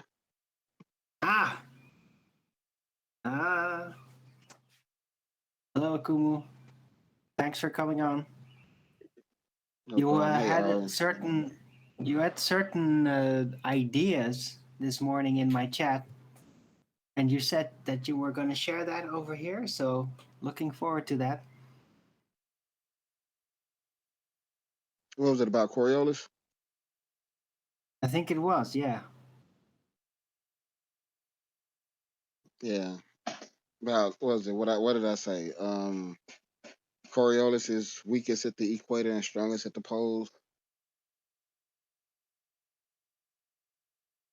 You did? Yeah. I mean, that's what I said in your chat. So how is the apparent deflection strongest at the poles and weakest at the equator? Explain this to me. You know what the cause of Coriolis is, right? The different speeds that the ground moves, the further you get from the axis, it gets faster. Reason we have That's not the Coriolis. cause of Coriolis. No, that's not correct. That's totally not a That's centripetal force. That's not the same thing. That's not centripetal force. You mean centrifugal force, but that's not neither one of those. What you're talking about, Virus, is different latitudes, but they are all rotating at 15 degrees per hour. Yeah, but that's not what cause causes of it. It's the fact that Coriolis it's is two two separate totally different reference tangential frames. speeds of the ground. And Coriolis It's the is, re- and Coriolis is an apparent reflection observed from the non-inertial reference frame, the rotating Okay, reference let me frame. ask you this. Let me ask you this. According to the globe claim, when do we see deviation to the east? All the time. Yeah, continually. No, you don't, because there's some that happens to the west. All the time. That's the globe claim, that the globe is rotating, and that's why we have sunrises and sunsets, and we have the movement of the stars. What? That's, Hold on. yeah. Come out. Why That's would the globe deviation claim. happen to The the reason east? the sun rises and sets, and the reason we have sidereal rotation of the stars is because that's the speed that the globe rotates at. Right. The point Why would is we- that the universe why would is we have sort of deviation standing to the still east? and the globe is turning underneath it. That's the basic premise, Akumu. Yeah, Did you so forget? if it was just Earth turning under stuff, all deviation would happen to the west. Why do we see why would they claim deviation to the east? Who cares? You don't believe it, so you're not a globe believer. I'm saying, but why does the globe claim deviation to the Why east? don't you ask the globe? Is my Ask the question. globe, and then ask why you don't believe it. You don't believe the globe. Okay, but y'all are the ones that understand the globe claim, right? So explain that globe claim to me. Why? You don't believe it, so you're on the same, you're in the same predicament as us. You don't believe the globe. Who says who? Says you. Yeah, your globe rotates west to east, Como. Yeah, I know the globe goes east. That's the way the rotation is. So why would we have deviation to the east? Who cares? They claim there's 15 degrees of it. There isn't, and you're asking why they'd claim it? Who cares? You just need to believe it. What deviation? Where Why is would this deviation? I don't ever believe Como? anything nobody says to me. I never take anybody's word for stuff. Okay, well, in this case, you don't believe the globe and its claim of 15 degrees an hour drift caused by Earth turning beneath stuff. You don't believe it, and you're asking us to explain why they'd claim it. Who cares why they claim it? If you're a globe believer, you just need to believe it. That's all that matters. No, nobody needs to just believe stuff. You gotta understand. Yeah, you do if you want to be called a globe believer, because that's what it requires. Doesn't matter whether it happens. Doesn't matter if we prove it can't happen because of shortened flight times. All that matters is that you believe there's drift at 15 degrees an hour, as the globe claims. Don't concern yourself with it not happening. Don't concern yourself with why they'd claim it when it clearly isn't happening. Just believe it if you want to call yourself a globe believer. That's all that matters. No. The one thing I learned in science class was question everything. So good, you're questioning this nonsense claimed by the globe that Earth turns beneath stuff to cause 15 degrees an hour drift. Good for you. You're questioning it. We're questioning it. Everybody's questioning it. Yeah, it's a complete lie. Okay, then let's prove that it's a lie. Let's see. Yeah, Earth, if turning beneath stuff would shorten flight times, Charlotte, North Carolina to Los Angeles would only take an hour and a half. If me on the ground could observe that plane seeming to drift, that's Coriolis effect, only caused by me turning beneath it. If I'm turning beneath aeroplanes, they've got shortened flight times, and they haven't. If I'm turning beneath drones to see Coriolis effect in them, then they're drifting away from me 1,000 miles an hour at the equator, and they're not. So the claim that Earth turns beneath the stars, 15 degrees an hour drift, that's Coriolis effect, has other implications that do not occur, even though they claim to. Neil deGrasse Tyson says Earth turns under footballs. It's apparently in the sniper's handbooks that Earth turns underneath bullets. That's the claim. Now, the fact that it doesn't happen and Charlotte to LA would have a shortened flight time, it just means it doesn't happen. It doesn't mean you, as a globe believer, shouldn't believe it. You just have to believe it regardless of the fact that it doesn't happen. That's all that matters to call yourself a globe believer. Okay, Nathan. So where is Coriolis the strongest and the weakest? Well, Coriolis effect What is observed Coriolis? from a non-inertial turning reference frame. So if you want to describe where Coriolis is the strongest, it doesn't have a strength. It's a not actual deflection observed as you rotate beneath things. So if you're going to call it strong or weak, you don't understand what it is. Well, That's how I most know you apparent don't understand. deflection, right? Let's just call it most apparent deflection. Well, on a spinning ball Earth, Why? it would That's be not what he at said. the equator. It's not what he said. He said strongest and weakest. Well, that implies that it has some force on things that could be defined as strong or weak, which clearly implies that he doesn't understand what it is, because it's an illusion observed as you turn beneath things. Can I say Asking me how something? strong or weak it is shows you don't understand what it is. Who cares what it is? Doesn't matter what it is. Just believe that Earth has it.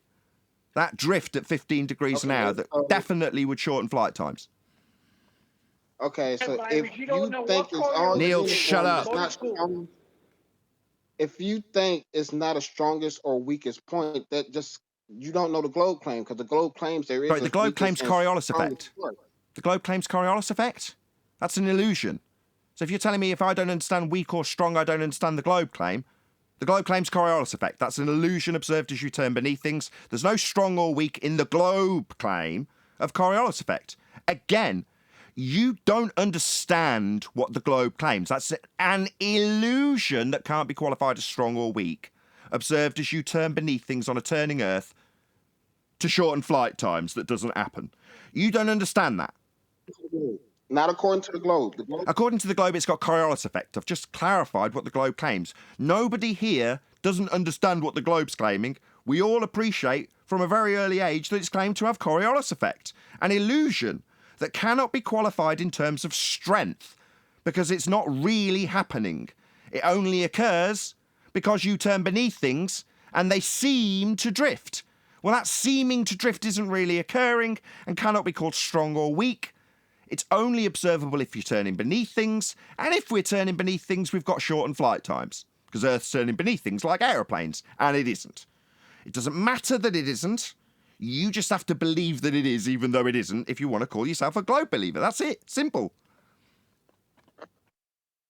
not according to the globe claim. There's a strongest and weakest somewhere. Right, it's called Coriolis. An illusion. Fifth time, do it again and I'll kick you out. The globe claims Coriolis. So not according to the globe claim. Yeah, I've corrected you. The globe claims Coriolis effect. You telling me that that's not what the globe claims? No, that's what you think it isn't. It doesn't matter what you think the globe claims. It claims Coriolis effect. I could post it. I know it claims Coriolis. I'm also Fundamentally, saying Neil it claims deGrasse Tyson Coriolis. understands it. That's why he said what he says. So Neil deGrasse it's not, Tyson. It's not that we're saying something that's incoherent.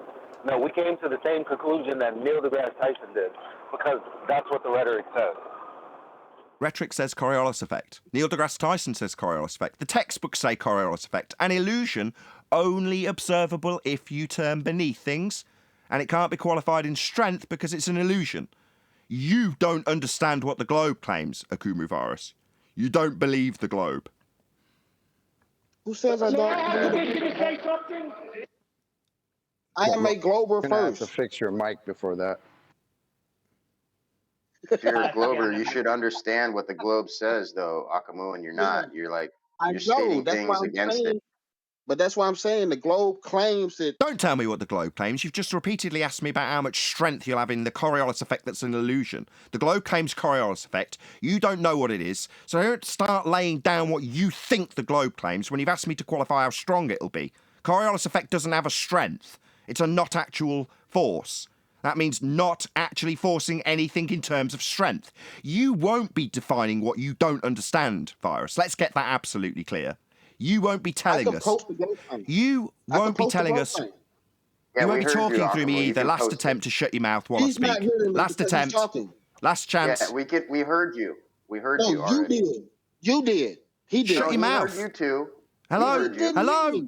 Hello? He didn't Do you hear me. just need removing? Is he descending it into chaos because he wants to define what the globe says it has when it says it has Coriolis effect, defined by me, and proven not to be occurring, because to be occurring would be turning beneath things, shortening flight times. Now, he doesn't understand that. He's asking me how much force it has at a given location, meaning he doesn't understand what Coriolis effect is. So you're not going to be defining what the globe says it is. You don't understand what it is, so you won't be defining it, Virus. Let me ask him a question. Akamu, is there anywhere across your globe where the Coriolis isn't? Coriolis is weakest at the equator. I'm not gonna say just isn't. You drop Virus. That's contrary. Strong Let me answer your illusions. question, man. You Let me think an answer your question, illusion man. has a strength? If you drop a bowling ball from a high place on the equator, you will notice a drift to the east. But so I there think they is consider drift. it Coriolis as well too. That would be my answer. So to your there is a question, drift man. now. Can you show anybody that drift, or do you not like debating about this drift that before you said wouldn't happen, but what you think it does happen? What? Don't act strange, Virus. What you've done here is obvious. He just said You something do weird. not. He just said something weird. Excuse me. So I questioned it. Excuse me. Virus, I'm talking to you. Be polite. What you're doing here is you're making up your own definition of Coriolis because you can't accept the globe's definition of Coriolis. You're an outcast. What? Yeah, I'm about to post proof of what they say about where it's strongest at. You said that a while ago, though. Yeah, I'm literally about to do it now. I was sitting there talking, I was getting distracted, but I'm literally about to do it now. What's the cause of Coriolis, Virus? Earth turning under the objects at different speeds. Oh, really? Oh. Well, I mean, if what you're saying is accurate, Akamu, you do realize that military ballistics would have to account for a different formula depending on where they are, and we don't see that at all. Like, it's non-applicable. It's the same formula. It works It's worse than that. It's worse than that. I should have listened to what he just said. Listen to what you just said, Akamu. You said it's got different values. It's not a different formula for it. Sorry. You said it has different values. If it has different values, then it's going to have a different predictability. Yeah, Jesus. Step away to get a cup of coffee, and immediately there's four people talking. Whoa. 4 people talking at the same time. Obviously, that means shut up. So, Virus, I heard from the kitchen whilst making a coffee, 10th man asked you to define what Coriolis was. Did you do that? Yeah, I did. What is it? What did I say, Tim? Well, I don't want to speak for I you. can tell you. No, hang on. No, I want him to say it again because it was very short. It was something turning, what was that?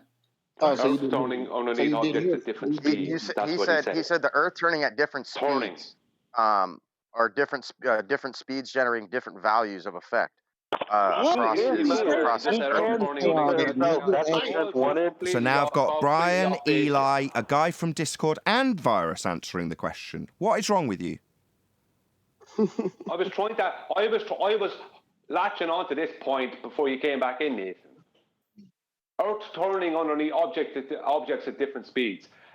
Earth, in his vernacular, globe Earth, turns at 15 degrees per hour. So how can it turn underneath objects at different speeds?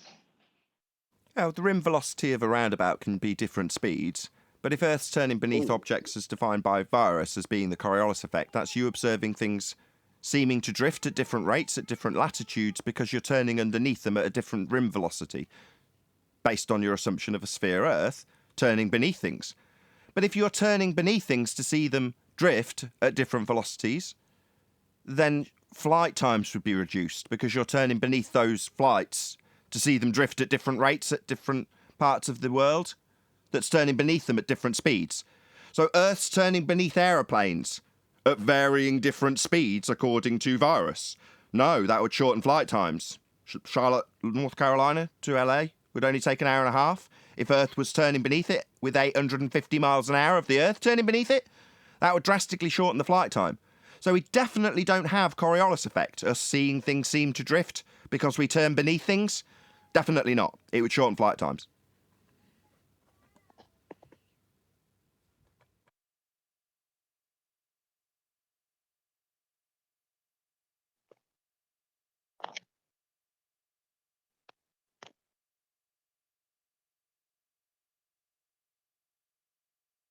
Oh, no response from you, just chewing sounds then, Virus. Was that for me? Yeah, you were the one involved in this conversation. You were quite content talking when there was 4 people talking, but when I succinctly laid down how a claim of Earth turning beneath things at varying speeds means Earth turning beneath aeroplanes at varying speeds, that would shorten flight times. That's the second time I've said it. You were off mute making the noise that you're making now, content to talk through me as I summarise that which you've completely ignored. So you're content to talk while other people are talking, but actually acknowledging what I've just said to you about your horseshit ideas of Earth turning beneath things at different speeds, as cited, would shorten flight times. That doesn't involve you having to talk through me as I lay it out. It just involves you responding to it after it's laid out rather than completely ignoring it and then going on mute. I've heard it before. There you go. Why don't you believe it? Why don't you believe about Earth turning beneath things to cause drift 15 degrees an hour thereof called Coriolis effect? Why don't you believe the globe? Because if I do believe the globe, that... Well, you can't because it would shorten flight times. You're telling me after me explaining that it would shorten flight times to believe the globe, you still believe the globe. So you believe in shortened flight times even though they don't happen. I just answered that question while you was talking over me, Nathan. You said you do believe. So the moment you said I do believe in Coriolis effect from the globe, I pointed out that you believe in flight times being shortened when they're not then. I actually answered that while you was talking. So you answered twice to, I believe in shortened flight times, the consequence of Earth turning beneath stuff to cause Coriolis effect. You believe the flight times are shortened then? If you think that's what I said, you wasn't listening. I heard you say I believe in the globe, and now I've got G+ piping up, so there's more than 2 people talking, of course. I heard you say you believed in the globe. Well, if you believe in the globe turning beneath things to cause Coriolis effect, then we'd have shortened flight times, and we don't. Okay, I already addressed that. Oh, did you? What a succinct rebuttal it was. What was it? It didn't come. There is no rebuttal. Earth doesn't turn beneath things because we'd have shortened flight times. There's no response to that. I'm just telling you that as a globe believer, you better believe it regardless of it not happening. Doesn't matter that it doesn't happen. Doesn't matter that Earth turning beneath things would cause shortened flight times. Believe it if you want to call yourself a globe believer. Believe that nonsense that doesn't happen. That's Coriolis effect on a turning Earth. Believe it, okay? Because that's what you need to do if you want to call yourself a globe believer. Do you understand? It doesn't matter that it doesn't happen and would shorten flight times. I don't think he's getting it, Nathan. No, but 52 minutes really? after the hour and 53 minutes after the hour, I posted a list from DuckDuckGo. Citations galore. All 12 of the citations talk about Coriolis effect as an illusion, physics EDU, and so on and so forth.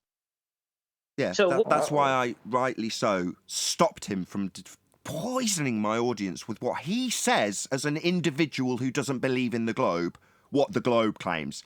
Now, that's not going to be tolerated anymore.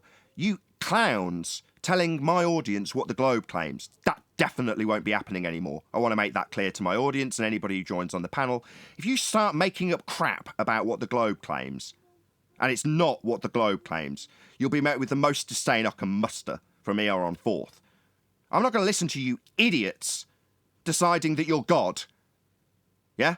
That you're going to make up what the globe is, when it has very specific claims made by the church that you better damn well believe, regardless of whether they happen or not. You just better believe them. Don't tell me what you think the globe claims, when you don't even understand what Coriolis is, and are asking me how much force there'll be. Clearly someone who doesn't understand Coriolis isn't going to be laying down what the globe claims here. Absolutely not. I will, because I do know what the globe claims, and I know how it doesn't work. You idiots who come here and start telling us, I, on my own, alone, without the Western world behind me, say the globe claims this. No, that won't be happening. Not anymore. We're not going to argue against your individualistic ideas of what the globe could be. when it's got very specific claims. We'll just point out, like we've done with Virus today, that he doesn't believe them. And he can agree with us how he doesn't believe anything, and he'll question it all, while secretly defending Earth turning beneath at different speeds, shortening flight times. And then tell us how he does believe, with the shortened flight times that contradict his belief.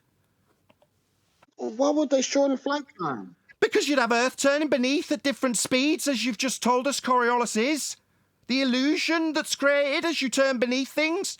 Well, the illusion created as you turn beneath aeroplanes is Earth turning beneath aeroplanes, shortening their flight times. Coriolis isn't that strong. Sorry, is this the wanker who's on his own alone and doesn't understand what Coriolis is telling me what it is and what the globe claims it is? Is that what this is? That's not going to be happening. You idiots who don't understand and don't believe in the globe aren't going to be telling me what the globe claims. I know. I'm literally reading it. Excuse me, fundy muting much?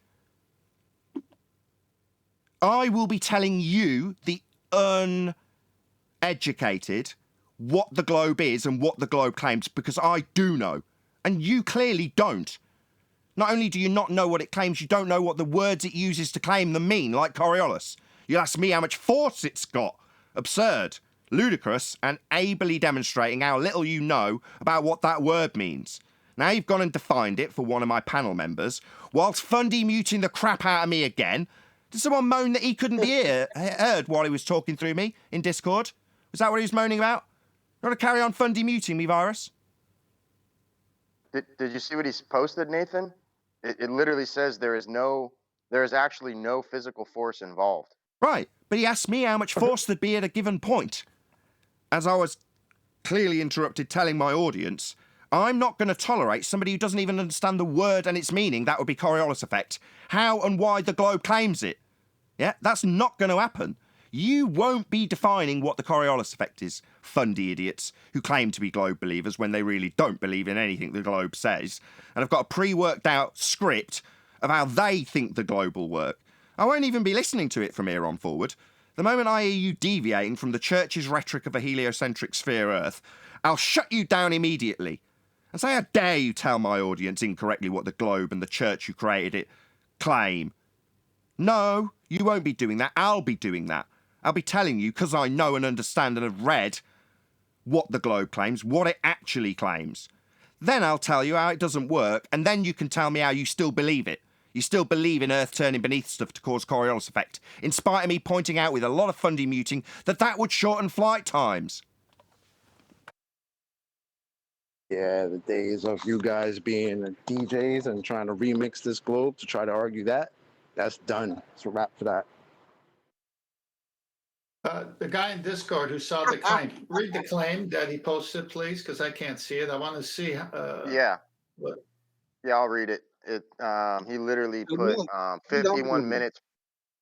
Yeah, 51 minutes past the hour.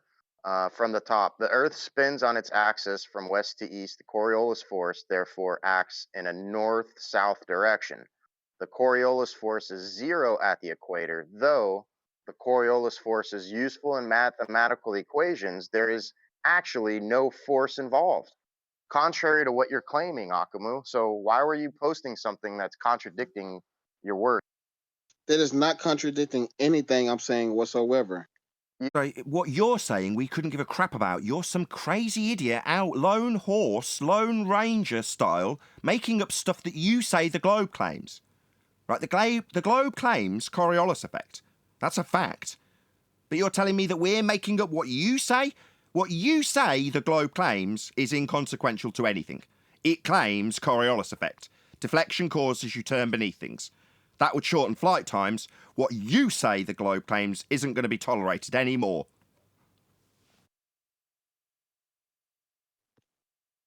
What did I go against that?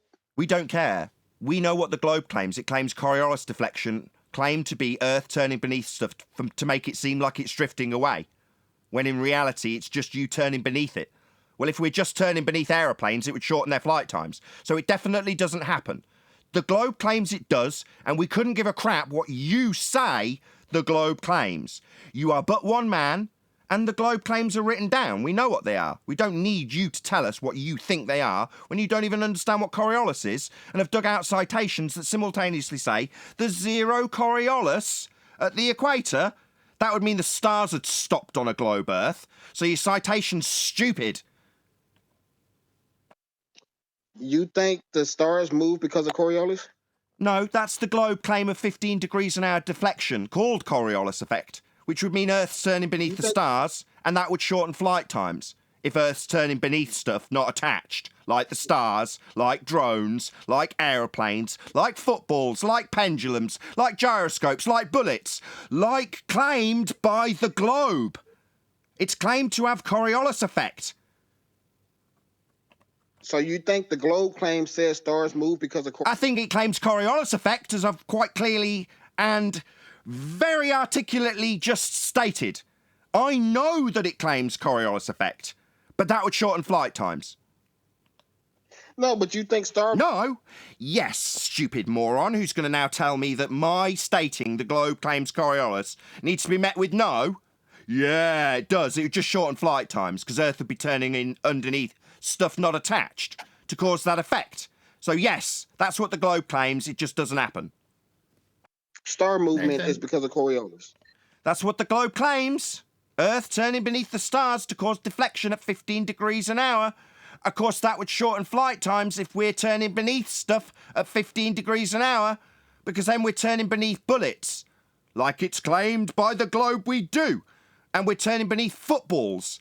Like Neil deGrasse Tyson makes clear, the globe claims it will to cause Coriolis deflection. Like the globe claiming we turn underneath pendulums. That's what it claims. But it would shorten flight times if we're turning beneath aeroplanes. So we're not. Just nonsense. Doesn't happen. We don't have Coriolis that's Earth-based. Why does he think the stars are turning? Go ahead, Akamu. Why? I don't care. Do you not give a shit what this stupid retard says is the cause of the stars? I don't care. The globe claims it's Coriolis effect, and we can debunk that. It would shorten flight times.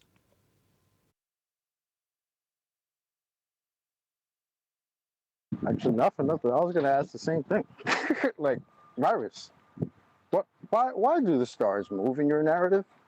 In the globe narrative, he doesn't understand that. He was asking us what forces were applicable at various different speed rates, so he doesn't understand this stuff. Why are you asking him? He's stupid. He doesn't understand what the globe claims. We all want to know. We all ask that question inside ourselves. But let me get it straight. You all on the G Plus panel want to know what virus thinks. Yeah, I want to know how insane he really is. I want to see how deep his mental defects go. Sorry, he's not a globe believer. Sorry, is he starting a new virus religion? It's nothing to do with the globe's claim, so who cares? Yeah, we want to check out his new virus religion, see what it's all about. Okay, fair enough. What's your new virus religion? It's definitely not the globe's. You're just going to find out it matches the globe. That's all you got. Matches the globe that claims Coriolis deflection at 15 degrees an hour to cause the rotation in the stars, and the drift in the pendulum and the gyro, and the football goal being scored because Earth turned beneath it. Now, that would shorten flight times for us.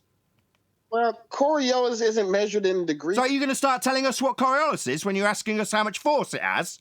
That's not going to happen either. I made that absolutely clear.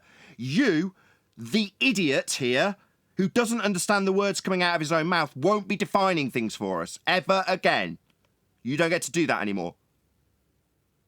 Have you ever seen the Coriolis calculator? So the Coriolis calculator as in the calculation of how much deflection you observe as you turn beneath things? Yeah, it doesn't happen on the ground that we're standing on, though. There is no deflection to calculate. Because if there was, we'd be turning beneath aeroplanes and calculating how much quicker they were going west. We don't do that, though. So there is no drift to be calculating on a sphere Earth that spins. Mister, I'm going to fundy mute every last word of this. I didn't know there was an illusion key on the calculator. You didn't know there was a calculator for Coriolis? Sorry. No, the illusion key. Sorry, an illusion calculator? What Coriolis would that be? We don't have any on Earth. On the ground I'm standing on, there's no Coriolis to observe to calculate. And this is flat Earth debate. I'm only interested in the claims of what our physical reality does. One of those claims is Coriolis effect. The globe claims it'll happen. It claims it'll happen at 15 degrees an hour. The cause of it is Earth turning beneath stuff. That doesn't happen, it would shorten flight times. Beyond that, I don't care what virus has to muse about it. The calculator shows what they care when it comes to Coriolis. It shows what they have as factors. And? It's the globe calculator. Sorry, the globe calculating how much Earth will turn beneath things, that would shorten flight times when they're travelling west. That doesn't happen. Well, you can actually put it in the calculator and see. I can put it into the calculator, and you better put it in the calculator and tell me how much quicker Charlotte to LA would be with 830 miles an hour of Earth turning beneath it. I tell you already, I've calculated it. It's an hour and a half. That doesn't happen. Charlotte to LA takes 4.5 hours.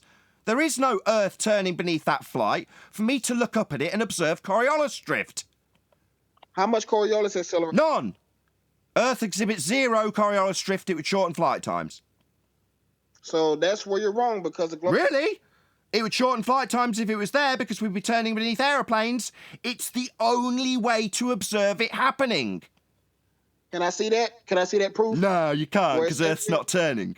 So we I know definitely it don't can't see exist. Coriolis drift, no.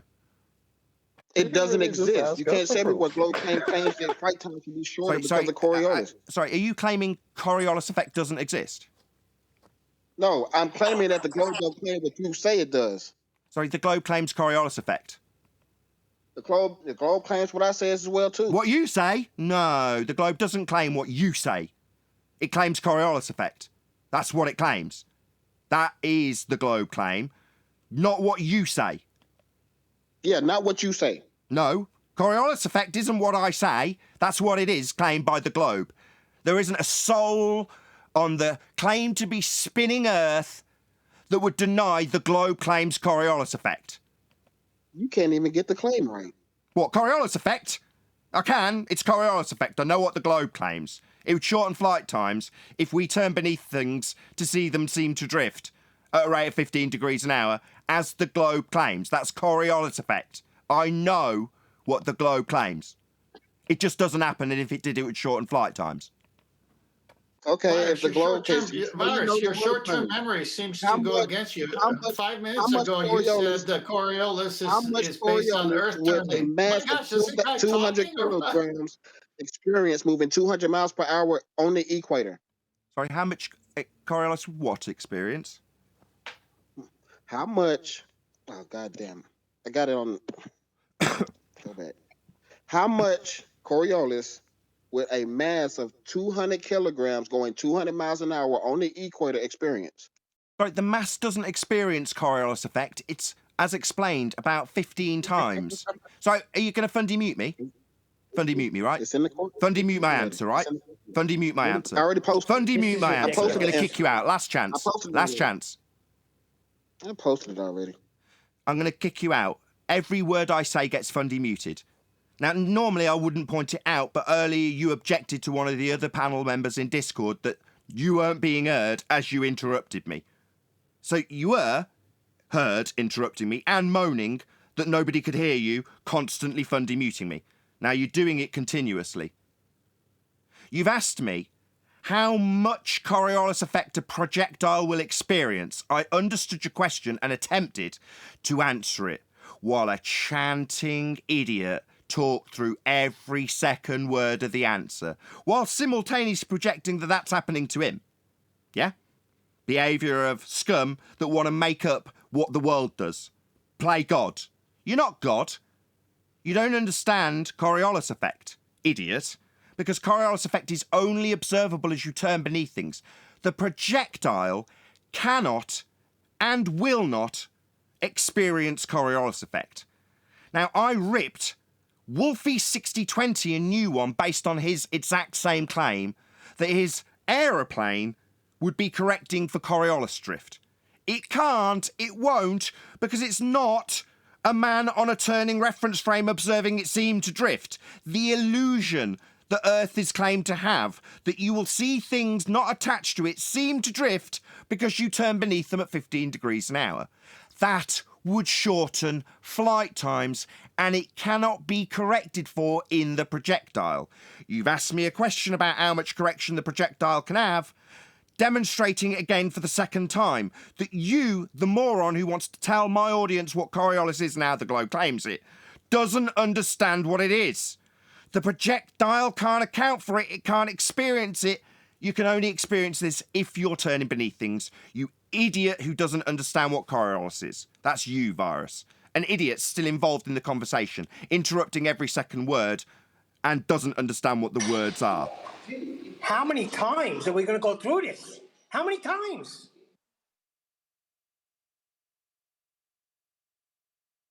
So when does deviation happen to the east according to the globe? Right, why are you asking me about a Coriolis deflection that can't be occurring if it did it would shorten flight times? What part of it would shorten flight times if Earth was turning beneath things requires you to fundy mute me in the middle of the statement like you're doing now? What part of that statement that flight times would be reduced needs interrupting? What part of it? I heard you the all of first it? 100 times you said it. You haven't acknowledged it. You seem to be asking me about how much Coriolis deflection would happen at a certain point, and ignoring that would shorten flight times in favour of continual, non-stop, fundy muting straight through the top of me. So I'm going to remove you. I'm going to remove you because you're not listening to me. So that's the end of Virus's time here. He's not listening to me. What he is doing is asking me about a globe claim he doesn't believe in and how much of it will occur, ignoring the fact that if it occurred, it would shorten flight times. Then he'll chant that he's listened and acknowledged, something that he has to ignore in order to ask me how much deflection there'll be on a globe Earth that's spinning when that would shorten flight times. Yeah, it's about time he left.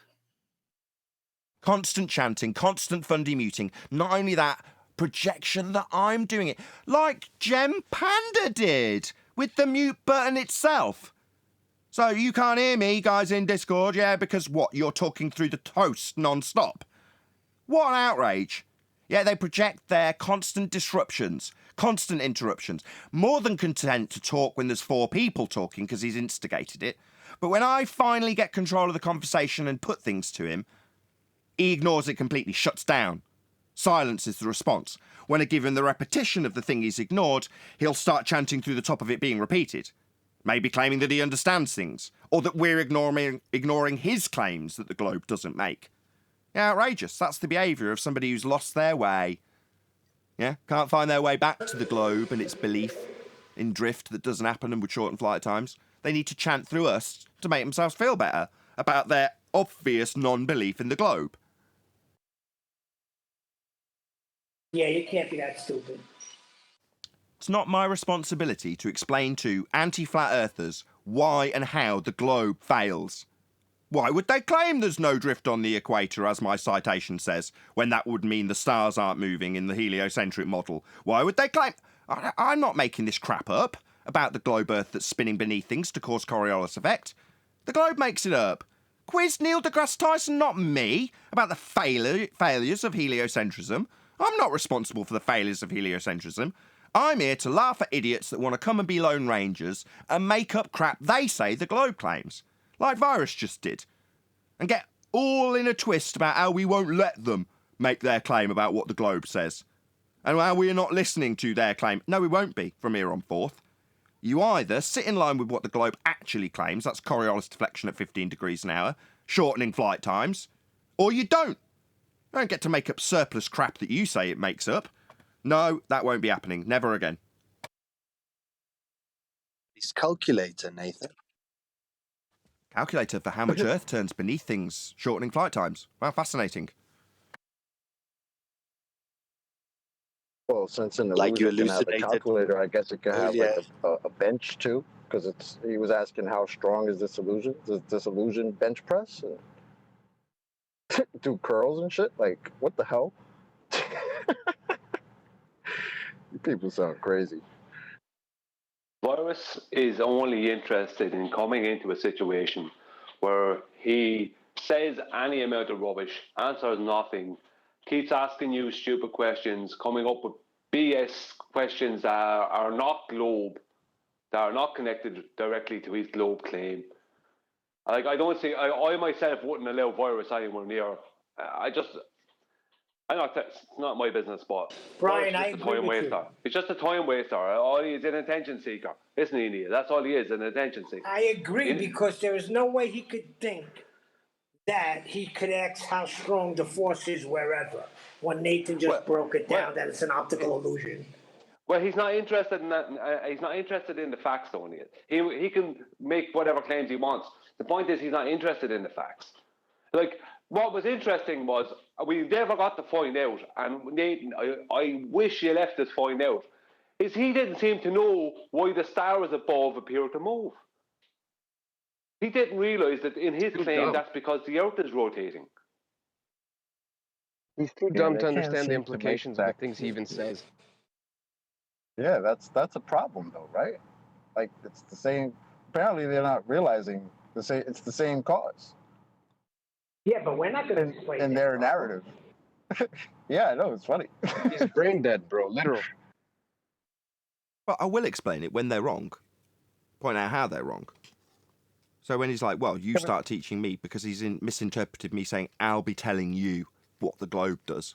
Yeah, don't take that the wrong way. That doesn't mean when you get it wrong, I'll sit you down in front of a blackboard like a nice teacher and explain where you're wrong in a really kind way so that you finally... I'm not trying to teach you to get you to sit in line with this nonsense. Nah, I'll just point out that you don't believe in the globe because the globe claims Coriolis effect. And when I get no as a reply, you as an audience who aren't on the anti-flat earth side are normies, potentially, very few in numbers for my audience, can go, my God, he's denying that Earth has Coriolis effect. Wants to argue with them about what the globe does have. Well, yeah, he does, because he knows that it can't have Coriolis effect with shortened flight times. So he's going to make up something of his own, see if he can find citations from other idiots that say there's zero Coriolis on the equator. No, you see, in reality, that's where I will educate you on what the globe claims, because the consequences of that citation are the stars not moving. Utterly absurd. Exactly. He doesn't even realize that. He's so dumb. But he did get that though. I don't think he realizes it's the same cause. The Earth spinning underneath. Exactly. It's pathetic. And they're running around presenting the citation like it's all good. That's the best part. Yeah, citing other idiots like Danny Faulkner. Oh, well, Danny Faulkner says that there's an effect on the wind. Yeah, just because you can go and find another idiot that can figure out how to post things online, may even have a PhD in front of him, doesn't mean he's not a batshit insane idiot that doesn't understand what this effect is. Like Danny Faulkner. Well, it's no different. The fact that this citation didn't have the word Danny Faulkner above it doesn't mean that it's any different to any other citation written by a muppet that doesn't understand the effect. The fact that he can dig up a citation offline isn't shocking. What is that citation would have the Earth with no star movement at the equator, meaning it's absurd and wrong and not in line with the globe claim. But useful if you want to come along and explain away why there isn't any Coriolis deflection to see. Yeah, that would be your on your own alone Lone Ranger, not sitting in line with the globe claim nonsense that you spew here for us to argue with so we can occupy our time with what individuals think the globe says is going to happen. Well, I'm done with it. No, you don't believe in the globe either. Sod off, next. But you haven't heard what I said. No, I don't care what you think the globe claims. I already know what it claims and how it doesn't work. We're not going to waste our time listening to how you say it works. Yeah, what's interesting is I found that too. You know, they say as a result of the Coriolis effect that we do not see, the wind currents above are faster. Now, that's the first law of thermodynamics violation on top of the Coriolis effect we don't see. Yeah, they're describing a first law of thermodynamics violation because the atmosphere moving along with a sphere Earth that's presumed to be spinning means the velocity of the air higher up is travelling a greater circumferential distance at a greater radial value at height. Therefore, it's got to increase its velocity to maintain its velocity with respect to the ground travelling beneath it. First law of thermodynamics violation. Won't be doing that. Total nonsense. Gas would fill the vacuum of the sky before it even had a chance to move lockstep with a ground it's not attached to. The gas is unbonded. So they've got all sorts of problems when they claim an effect that normally is cited as described by Eli, where the very citation will describe how it isn't going to be an effect we're going to be seeing. You're like, yeah, okay, yeah, you can cite other anti-flat earthers, can you? Yeah, no worries. We've got hostile witnesses that actually just say Coriolis effect and show examples of Coriolis effect that they claim is caused by Earth turning beneath stuff, shortening flight times if it actually occurred. What kind of insane crap was that?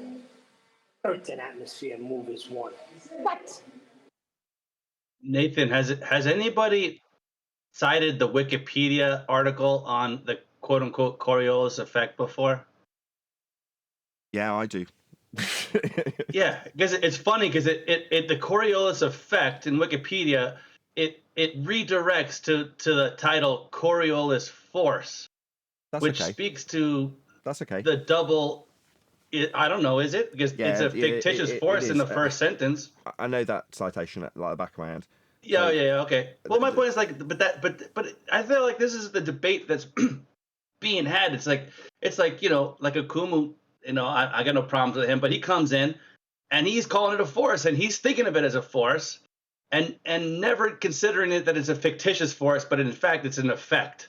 Even his Wikipedia article says it's an effect. And you blew in the face. You call it an effect, but it doesn't change the fact that his perspective, it's a force. And to every anti-flat earther, it's a force. Like it should be doing something, but it's not. I mean, that's stupid. It's just annoying. They tend to ignore words like fictitious and pseudo. They don't like words like that. Well, right. But I mean, I feel like our debate, it's like until we can agree on the definition and understand that effect means effect, and that if you want to call it a force, which you really shouldn't, that it's fictitious, then it's like, why even talk about it? Because it's just, we spin in circles, no pun intended. And this is what, meanwhile, we're talking about two different things. We're looking at a leg and a tail of the same animal, and, we're arguing about it. It's so crazy. It's because the incoherency is within the paradigm. So the tenets of the globe would, if you looked at all of it, there's going to be contradictions. And so when people talk about it, they tend to doublespeak. And so we're talking about one thing while Kumu virus is talking about another thing. He's like, well, this thing is true too. I'm like, yeah, but we're both talking about the same paradigm.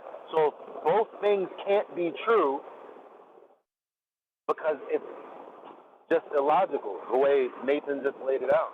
I don't understand why they can't understand. Well, I'm talking about what they said. You're talking about what they said. You have some disagreement about what they said, and you believe the other thing that they said. Well, they told you both things because they're double speaking, and you believe it.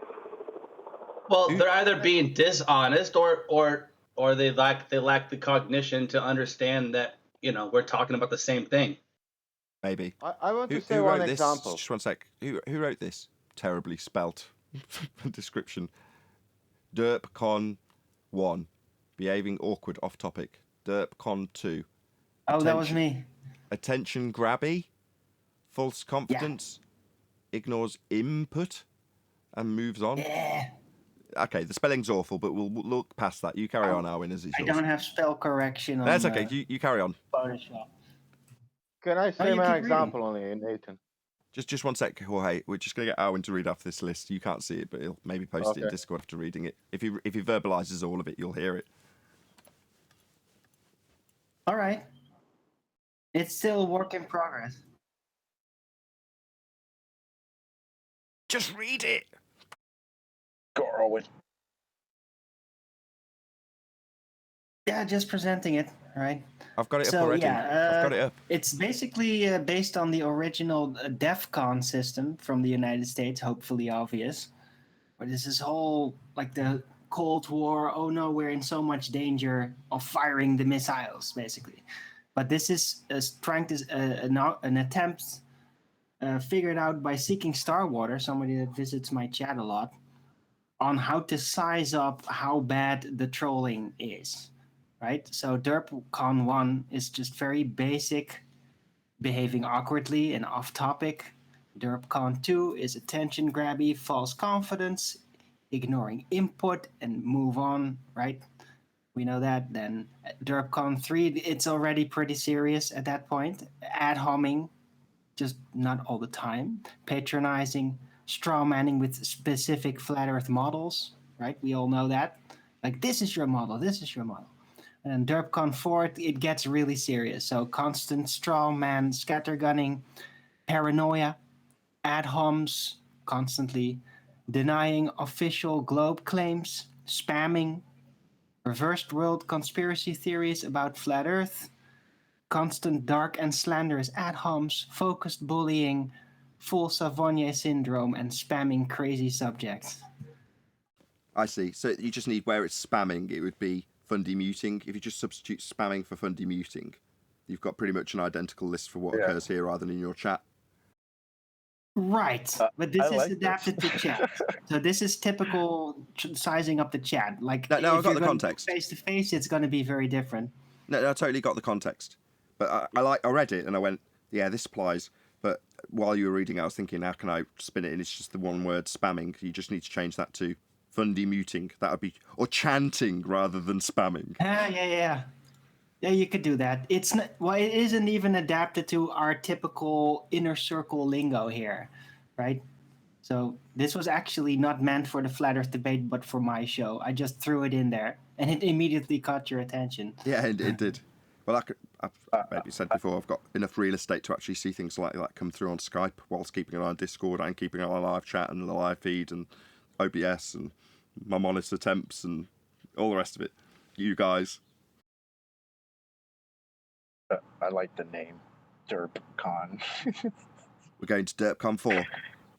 Getting the spamming and It used to muting. be Derp Alert. She said Derp Alert, and then I was thinking, okay, Derp Alert in different levels. That kind of sounds like a DEF CON system, and then DerpCon. Right? That's how I came up with it. It's one of the most classic Red Dwarf jokes when they're travelling along and suddenly something happens to Starbug, and Rimmer says, "We need purple alert." So he says it, and the robot character presses a button, and a little light bulb in a box that says "alert" starts flashing. And then they move a little bit further on, and things get a bit worse, and he goes, "Step up to red alert." And the robot says, "Are you absolutely sure, sir? It does mean changing the bulb." Can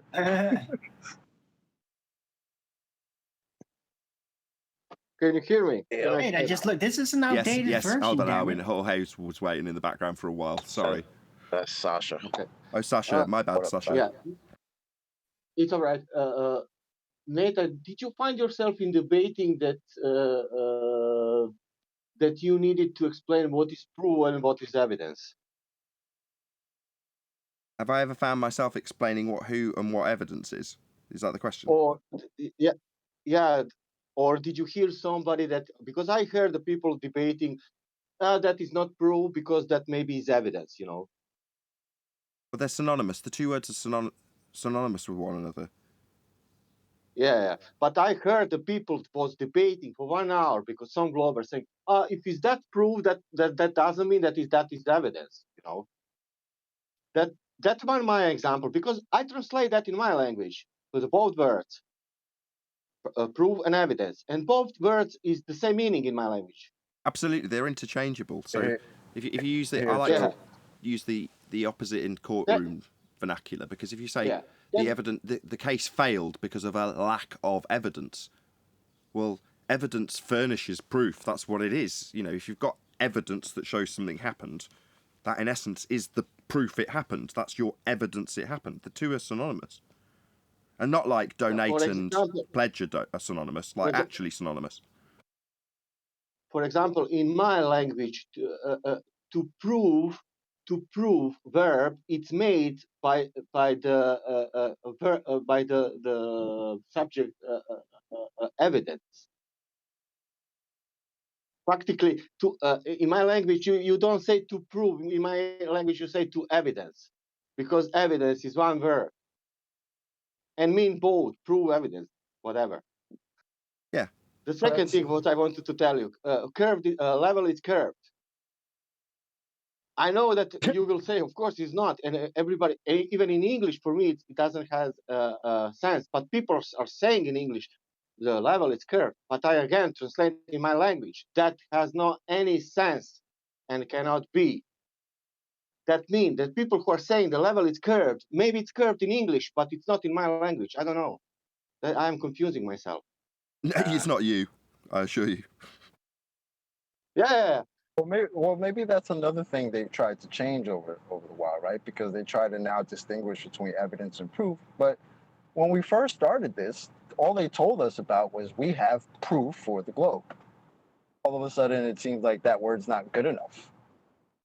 Why? What happened? Yeah, it's one of those do-si-dos where you say, well, how do you prove the Earth's a sphere? Well, it's not that I can prove it per se. I've just got plenty of evidence for it. So you can prove it in plenty of ways then. Yeah, they've said that. Oh, we can't provide proof of the Earth curve, but there's evidence that the Earth curve exists. In my brain, it's working like this. I need to translate, and then what the fuck is the same? What they are saying, you know?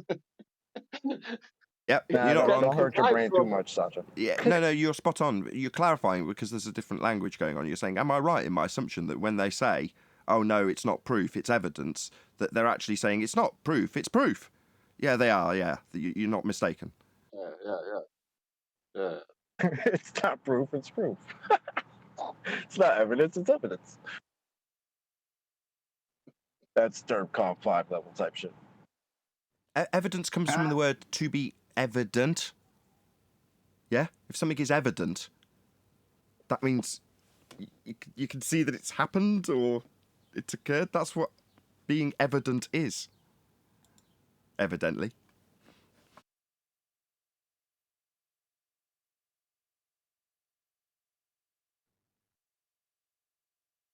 I'm presenting the new updated correct version. I was actually showing Oh, is you that the why? old I one. wondered why my screen was going a bit bonkers. Let's just get rid of mine, unpin me, so you can be... Okay. So it's just with spelling error corrections. Unfortunately, no, not that one. And I ruined my original file, so I can't edit it anymore. I have to redo the whole thing. Okay, whatever. Great, thank you. No, it's a good talking point. But globe can work if you don't use your senses. If you don't understand the words how you understand now, then globe can work for sure. Because everything what you watch with your eyes is not true. That means it is something what other people realize with some other things. And words what we think it's like has the meaning, the sense that they are not. We don't understand properly. That's our mistake. Yeah, well, hopefully we'll be flipping that on its head going forward and pointing out to them that no, it's not the case that we don't understand. It's the case that, strictly speaking, the only way that could be accurate is if you state that we don't understand the nonsense you as an individual are going to make up about what the globe says, with citations from other idiots who also don't understand what the globe claims. Yeah, we don't understand that, and we don't need to. Practically, I feel like a retard if I don't understand that level it's curved. If somebody wants to tell me level it's curved, okay, I said yeah, okay. How? And then I don't understand. I cannot reach the understanding point. Where can my brain say, okay, it has sense. We can say like, okay, great.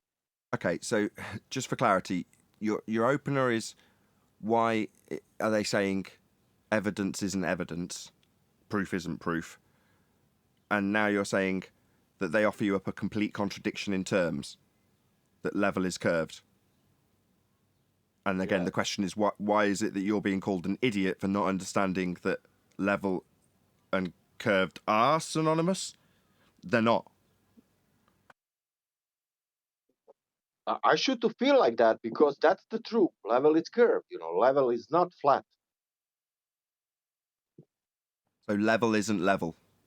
Level is deviating from level at a given rate. That's a curve. But everybody, if you ask the child will say it's flat. But adult will say no, it's not. Oh, look at this. The adjective, right? Flat, smooth, even, uniform, plain, flush, plump, regular, aligned, on the same level as, on a level, at the same height as. Verb, make level, level out, level off, make even off, even out, make equal, even up, make level, equalize. I don't see anything about curve here. So what Eli's just read out is a whole load of synonyms, things that are synonymous with level. So when it says make level, it's because that's a term that would be used synonymously with the term level.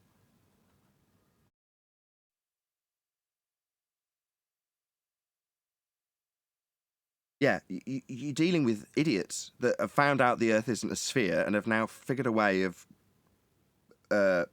changing the meanings of words to make their definition of how the world could be a sphere make sense. And then they want to bark at us with the misapprehension that they've got the Western world behind them in their misapprehensions about what they say the globe is. Yeah. And one of those misapprehensions involves you understanding that level means curved. Because if they can bark at you that you're an idiot and you don't understand it, it makes them feel much better about accepting the contradiction that they're demanding you should understand and berating you for not understanding the contradiction that they hold. Can I give a correction here? Level doesn't mean curved or flat. Level means horizontal, and horizontal is also flat. But something can be flat without being level. Right. So horizontal is the word. Yeah, you can have a flat wall in the vertical plane.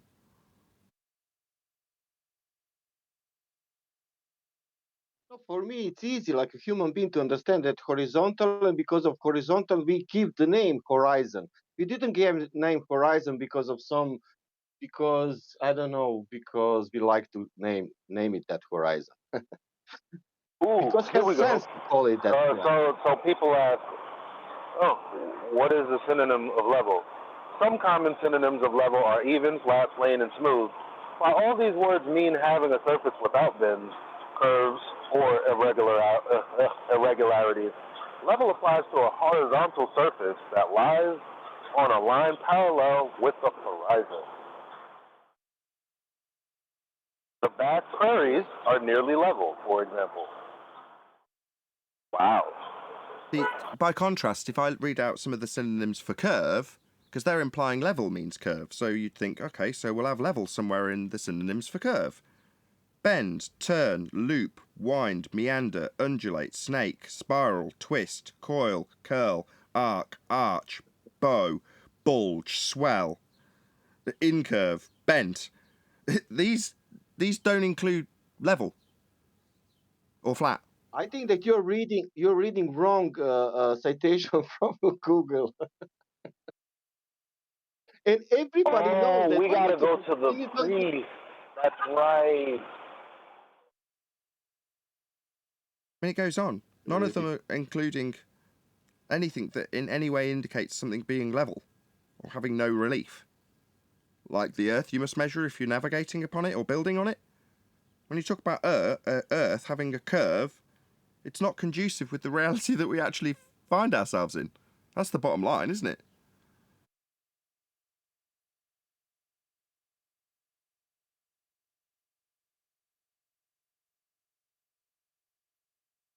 Bottom line as in flat baseline? Yeah, if you like.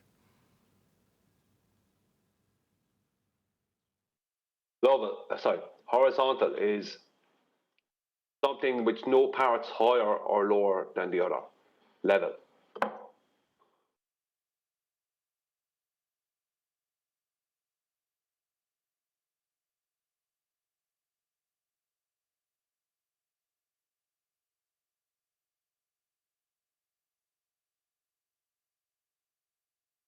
Yo, what's with the long pauses today, guys? I don't know, Arwen. I'm letting him ride. I don't care. It's Friday.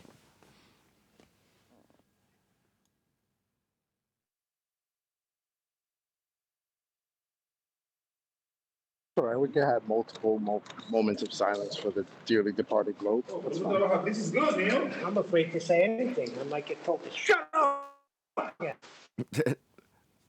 Only when I'm trying to get a concise conversation out of Virus. Now, his whole purpose is to try and cause four of you to talk all at once by triggering you with multiple different things that he throws out. Now, the moment you bite on that, it just adds to the chaos. You just happen to be the person that ends up getting in the neck because you tend to have the worst mic, and you're like now the interruption isn't audible. It's just background noise over the top of me trying to make a point. So you've opened your mic. So what instantly happens, Neil, is I just hear the background noise, not a coherent point coming through. That's why you're the one that gets shouted at. No, I was laughing at. I didn't even know I hit it. I'm laughing at it. Right, perfect timing for me to moan, though, eh? Especially as you're bleating about it. So, what guys, I how couldn't far? understand is how many times. Okay, forget it. It's okay. I wasn't talking. No, that was me. Sorry. That was Arwin. Go on, Neil. In all seriousness, go on. I was just going to say, I don't know how many times you can go over the same thing with a retard. When it has nothing to do with anything, there's no force, it's an optical illusion. I don't understand. Yeah, but we're talking about people who want to redefine words in the middle of using them. Remember when Mr. Pilot showed up here and I read him out the citation from thoughtco.com that describes the Coriolis effect as an illusion. What was his response? Well, that depends on which the meaning of the word illusion is. Right, he wanted to get us into the wrangle-dangle of defining what illusion was. I mean, I just put a stop to it. I'm like, I know what an illusion is. You don't need to sit around here defining what illusion means. We all know. But rather than defining what Coriolis is and how it would affect our reality if Earth's turning beneath stuff to see it seem to drift when it's not attached, then you'd rather define what illusion is, because Earth isn't exhibiting this effect.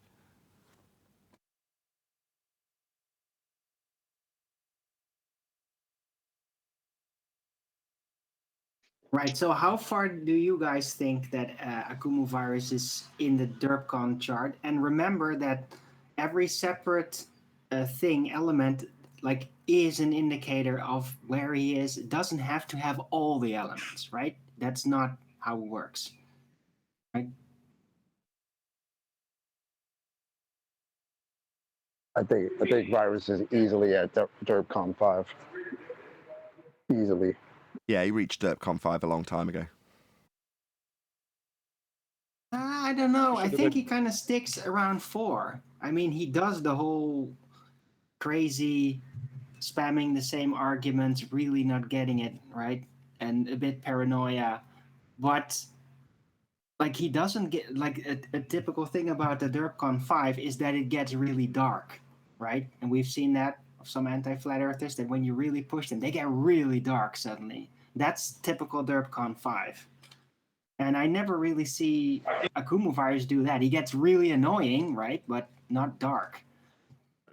He should have been banned from the server. The moment he should have been banned from the server, the moment he said that he can change his pants and not leave the pants that he's in. That's when he should have been banned from the server. I concur with that. They're saying the moment he starts exhibiting ridiculous, stupid nonsense, we should just ban him. Yeah. Yeah. When it's that on that level, he should have been banned.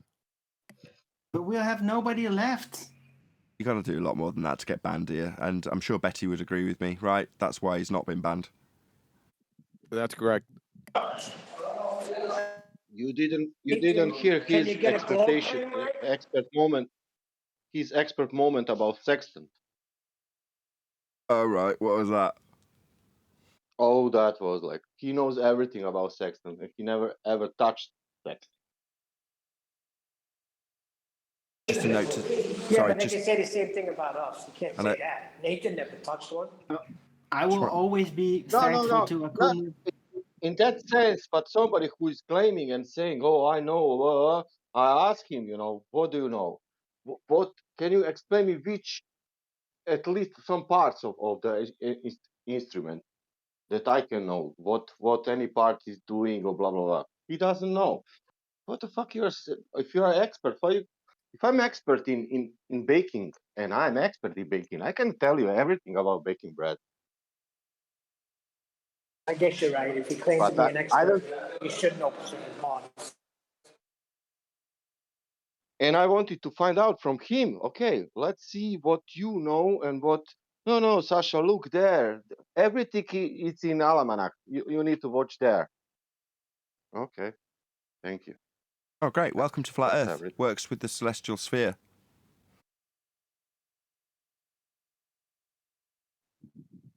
Well, dude, it's not just one point, right? It's every point. Yesterday, 2-hour argument over how optics work. No, it's all they had to say. And then steel man, straw man, red herring. Any topic you go to, it's incessant.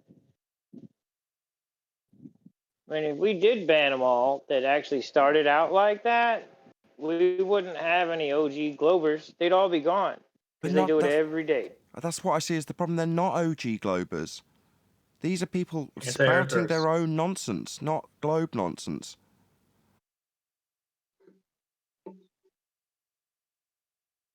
So these people, you don't understand. What is it that we don't understand according to them? It's their nonsense that they're spewing, not globe nonsense that we can easily debunk.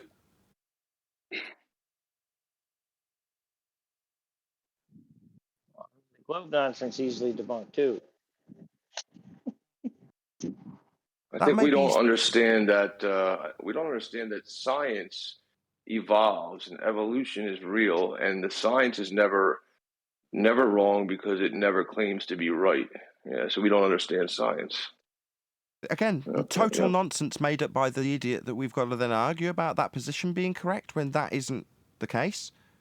Well, that's just one individual saying that science, an empirical method of establishing cause and effect, the effect being a phenomenon you observe in nature, the cause being something that you suppose and formulate into a hypothesis with a null, the outcome being empirical because it can't have both, it would violate the law of non-contradiction.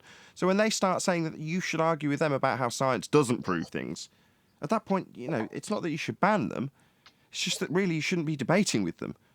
And if you want to take your time to correct them on their nonsense that they've got wrong, then so be it.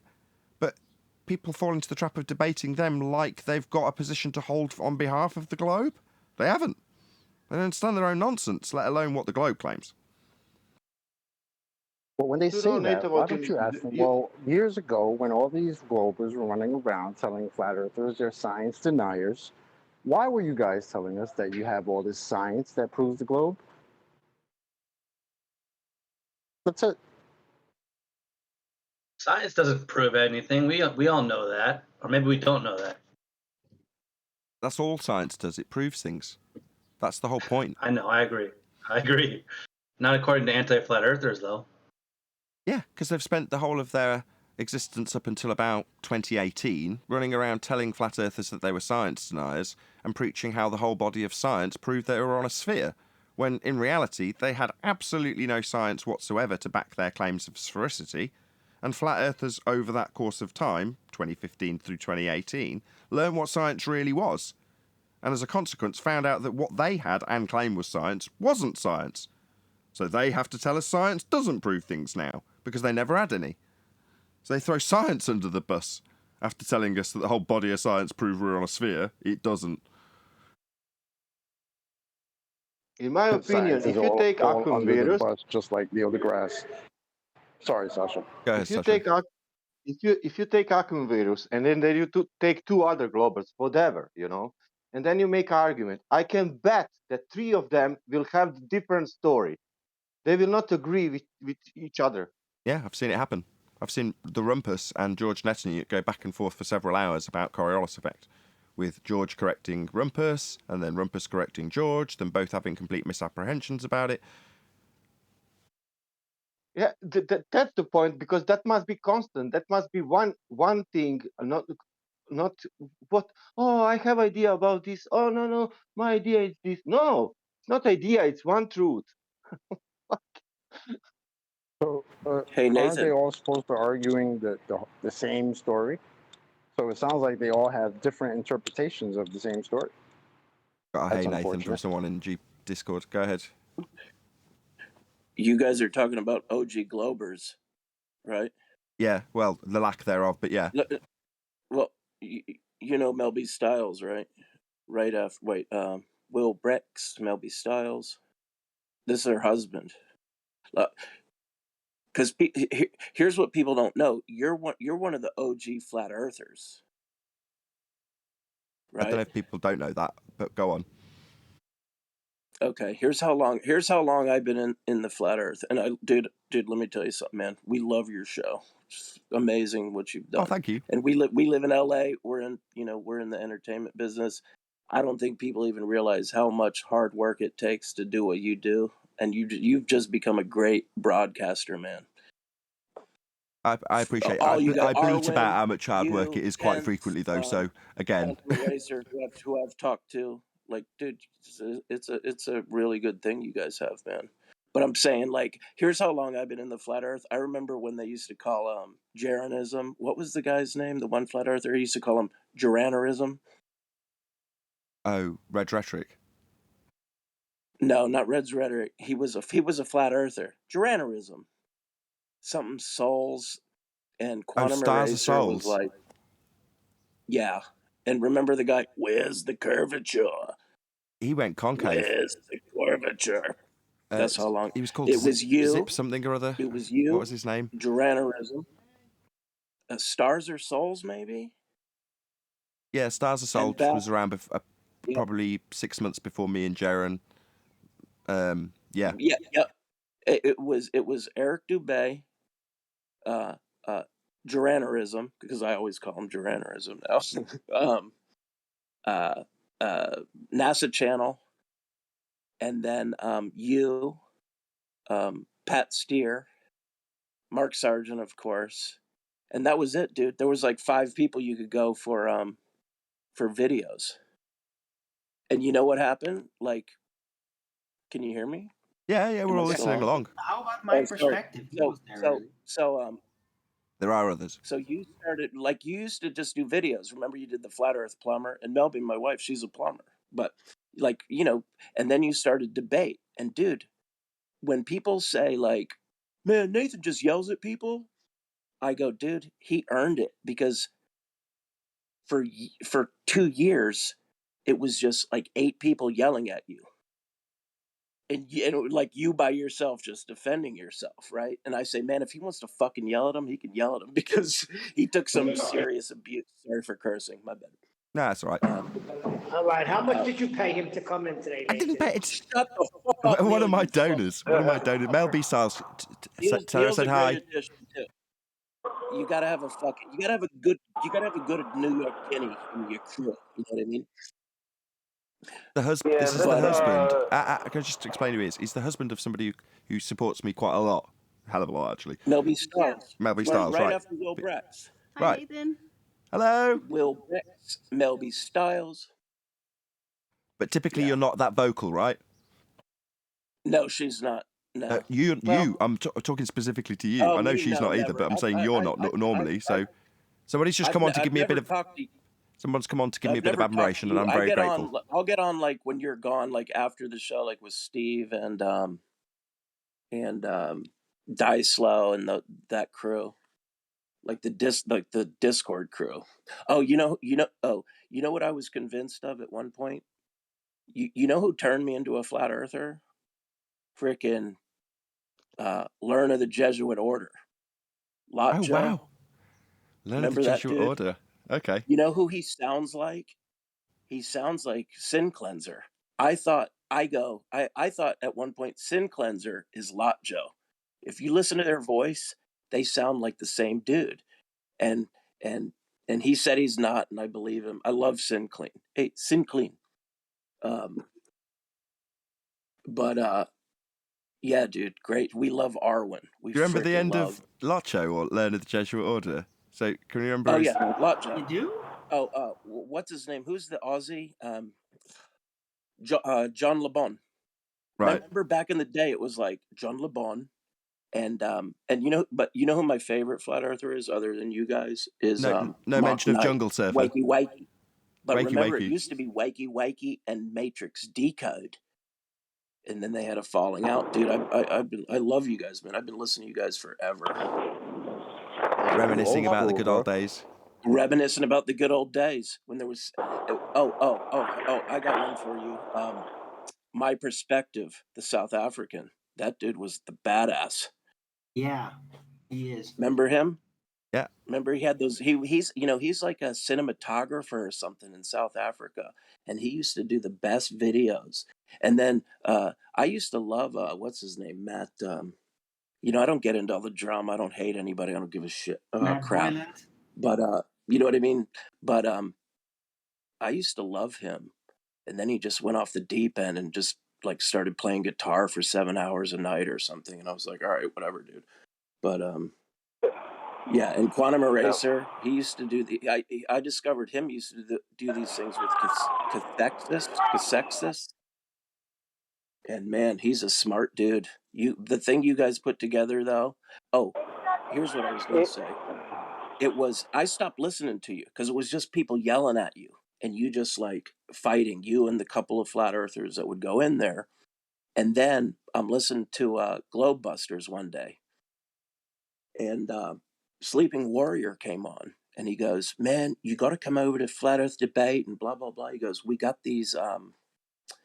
We figured out through fallacies how to through logic how to beat the fricking, you know, why is there no gas pressure without a container?"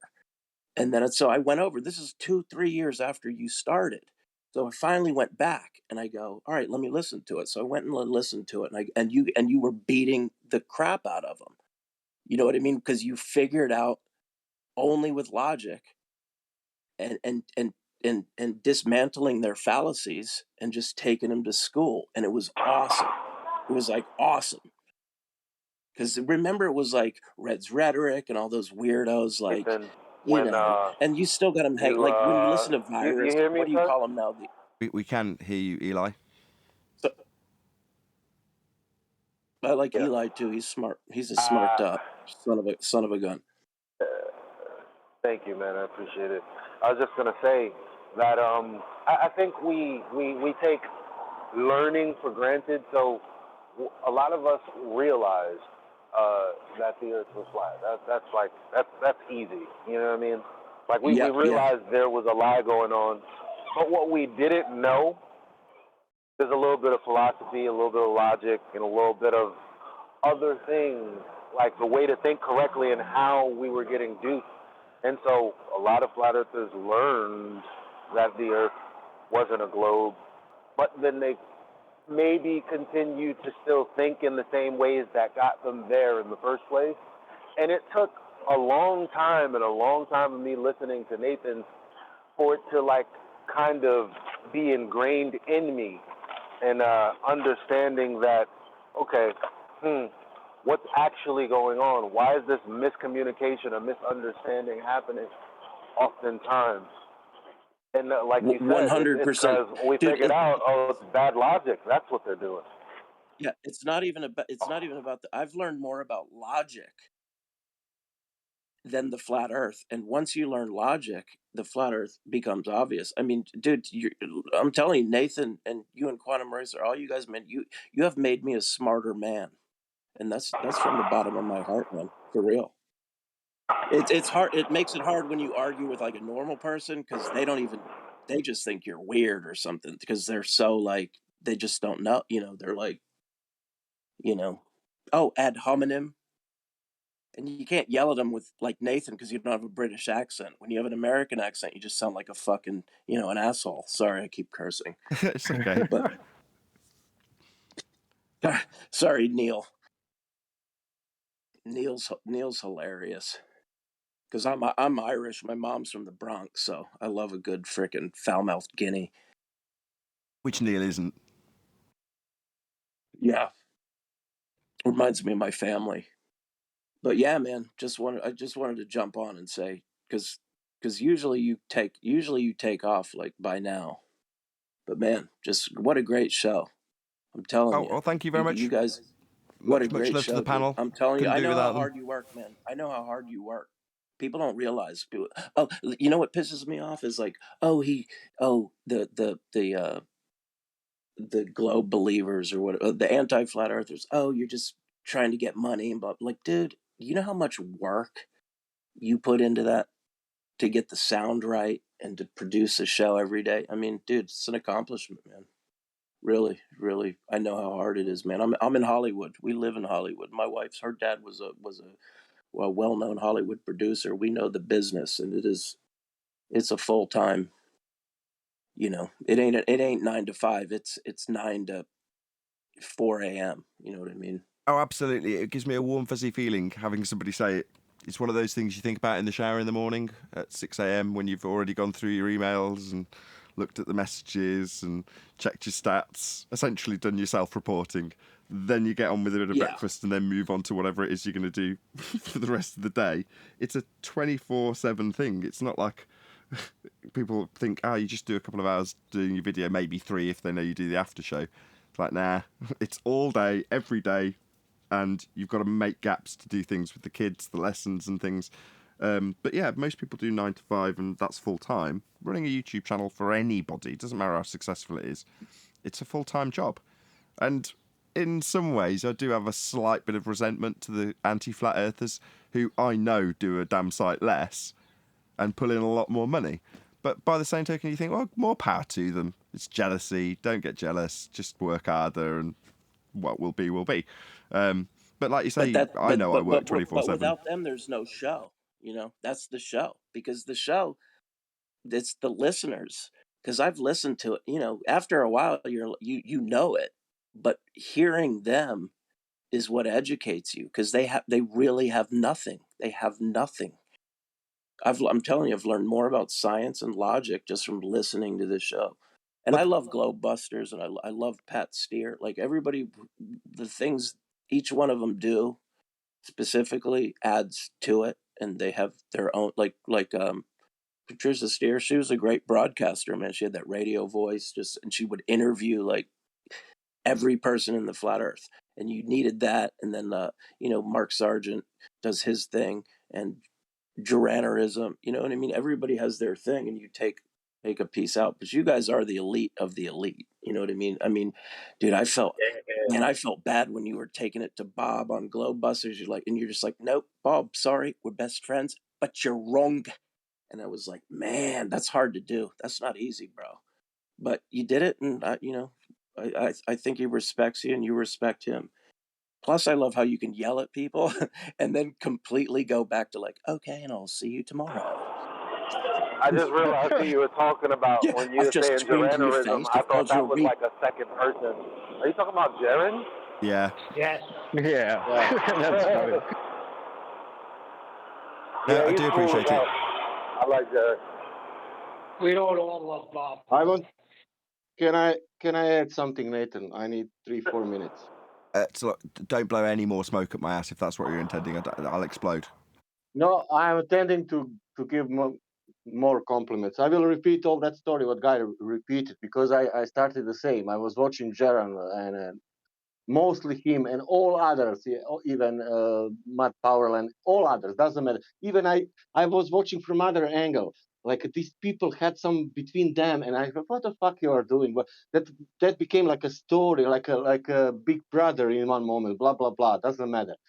But the point was, in one moment, somebody, Jaron, because I was watching, Jaron was presenting so much videos, blah blah blah. Even Bob Nodell, doesn't matter. I don't want to say that. In one moment, somebody said, "Go to the Nathan. Go to the Nathan if you want to prove the world. Go to the Nathan Oakley."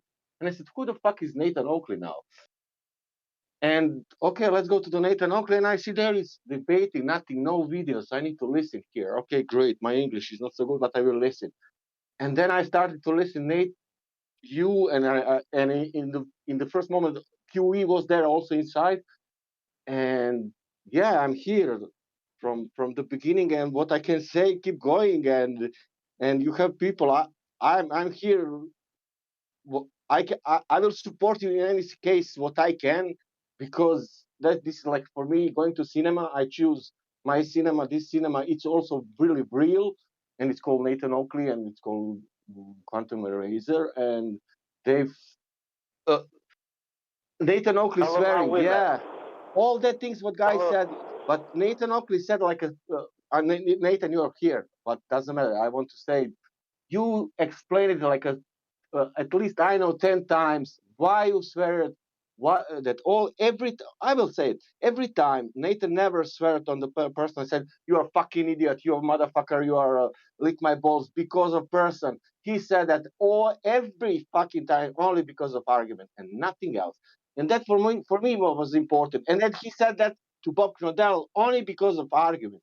And argument was the first point every time. And every time I'm listening to you, I know that many flat earthers don't like you because you're swearing. You are in many moments you are.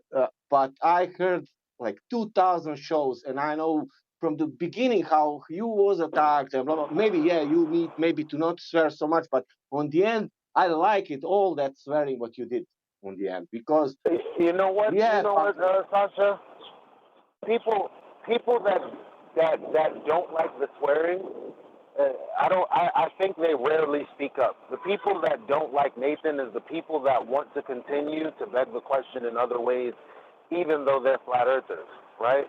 How many people, I'm from this school, so I'll let everyone know, yes, Nathan Oakley and the people on his panel have educated me or given me the tools to educate myself.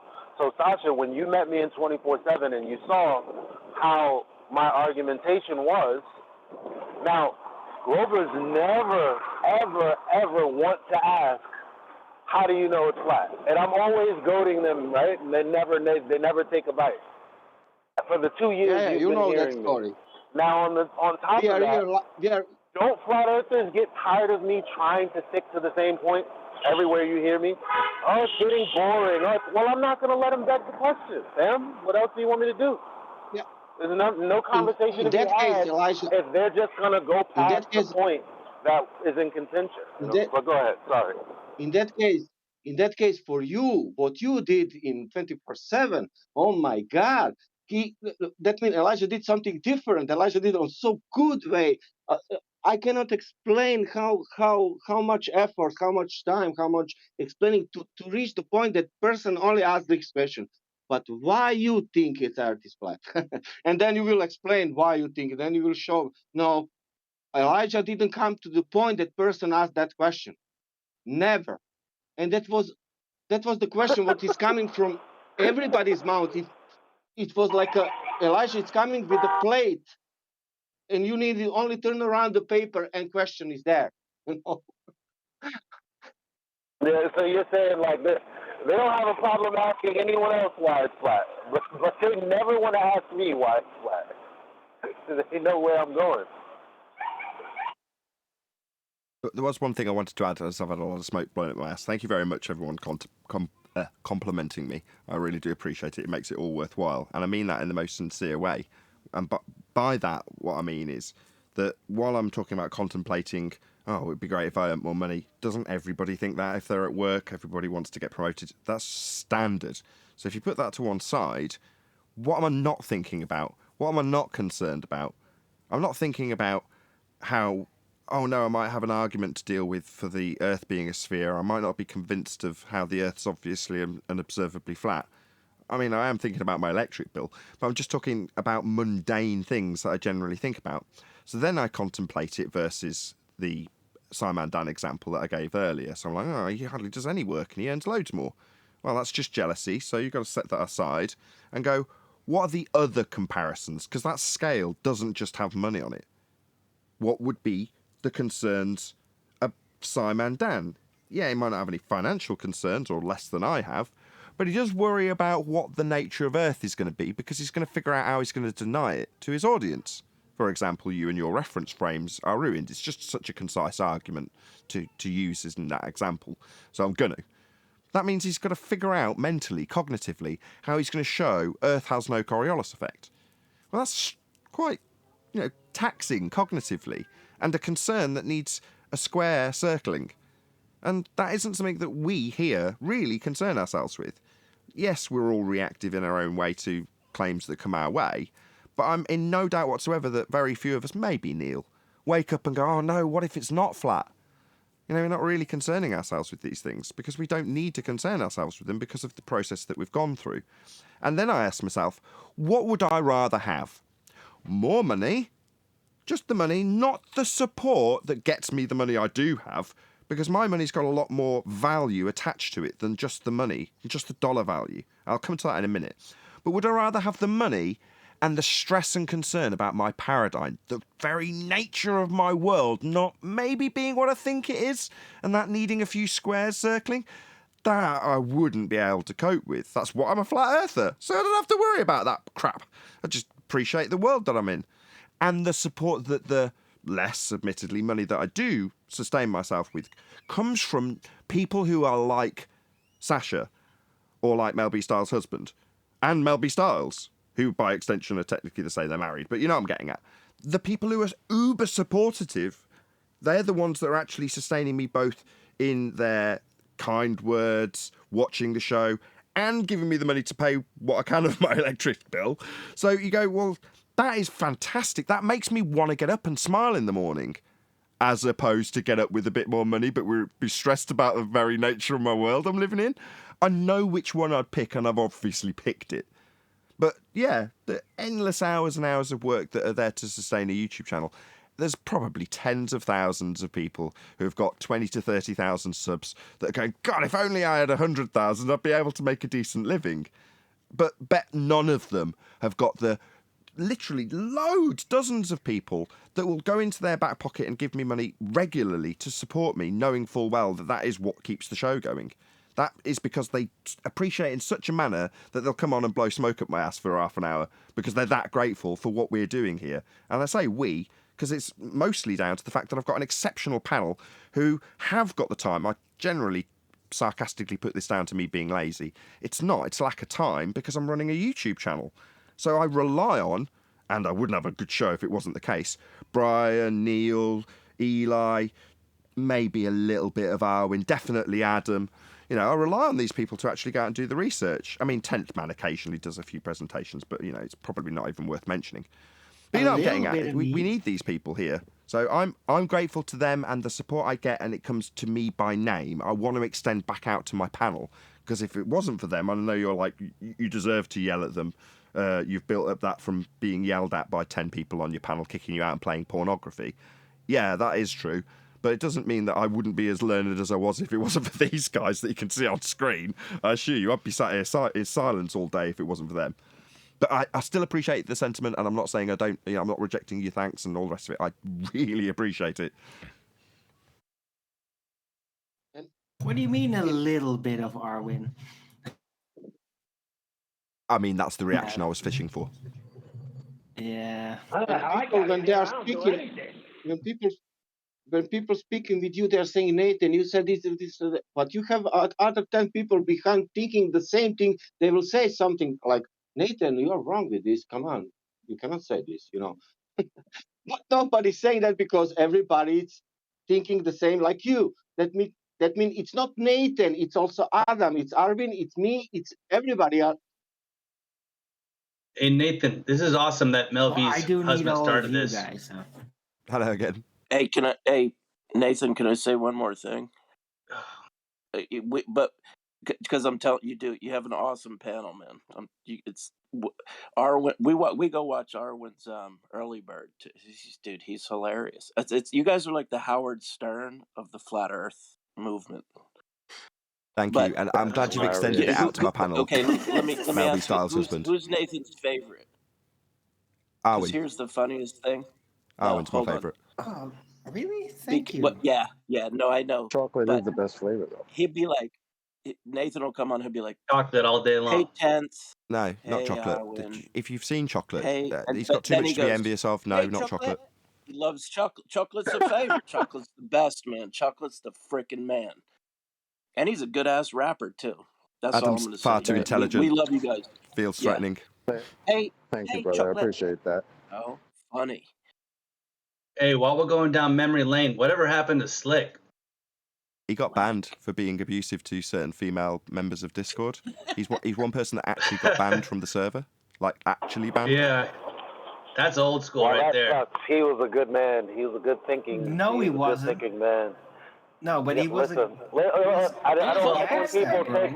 I don't like when people take the time out to be negative when someone is taking the time out to be positive. Wait your turn. Mind your business. If you want to be negative on your own accord. Minutes away from my positivity. So, like I said, I like Slick James Johnson. And he's actually the reason I joined the show, because I thought he was being misunderstood. Unfortunately, he was banned before we really had any back and forth. So it happened about You know, the the last time Eli, the last time he was on was when Ranty kicked him. And I was waiting for Monday to see what his response would be, and he never came back on. Yeah, his monsters come out, let's just say. So his persona on the show was fantastic. He was a great guest. But then behind the scenes, he started behaving like some sort of pimp and being in such a derogatory way to the certain women that he talked to that it was like, when someone showed it me, I was like, Jesus, is this the same person? I couldn't quite believe it, but there we go. People shock us Yeah, sometimes. that's why I lost a lot of respect for him for that. Right. I didn't see all that. He had interesting philosophies. It was some real shit, but it wasn't like we just kicked him out just because we wasn't feeling him. He did some shit. Like. All right. Well, another honorable mention is Evan Kim. I liked him as well. I spent time on both of Slick and Kim's channels just to get, more. All I wanted to do was consume flat Earth information and people who knew the Earth was flat and what they thought. And I thought that their videos were interesting. That's all. Well, Slick was a good guest, and it doesn't undermine anything that Slick did on the show. Because, I was defending him right up until somebody showed me how he was behaving off camera, so to speak. And at that point, once you've been shown that, you can't really...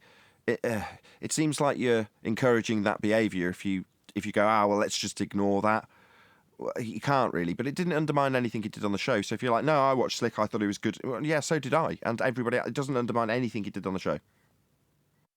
Ted's man took it to the cleaners and straightened him out that one show. What is, I don't have any beliefs? Come on. Ted's man did a job on him on that show. Yeah, he did. Yeah, it doesn't mean his logic wasn't Yeah, flawed. but at the same time, because I'll have that same argument with Ted right now if you'd like.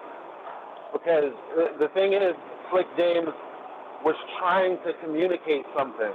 He didn't. I don't believe that he meant I have zero beliefs. I know he said that, but when he detailed why he thought that way and what he was actually saying, I agreed with him, because every time he said, I don't have beliefs, it's because why? And this was his way of coping with the Globers putting onto us beliefs that we don't hold. I didn't know how to deal with that. He was somebody that chose to deal with it by saying, I don't have beliefs, stop asking me. I liked him, too. Don't get me wrong. I liked him. Me too. But with that, I'm going to say another huge, massive, enormous thank you to both Discord and G Plus panels for making today's after show possible. And of course, a massive thank you to all of you in either Nathan Oakley 1980 or Nathan Oakley premiering streams. Hopefully smashing the super chat, liking, commenting, sharing, subscribing, joining as a member, smashing the thanks button and PayPal link and all that good stuff. I've been Nathan Oakley and I will see you all in the next video.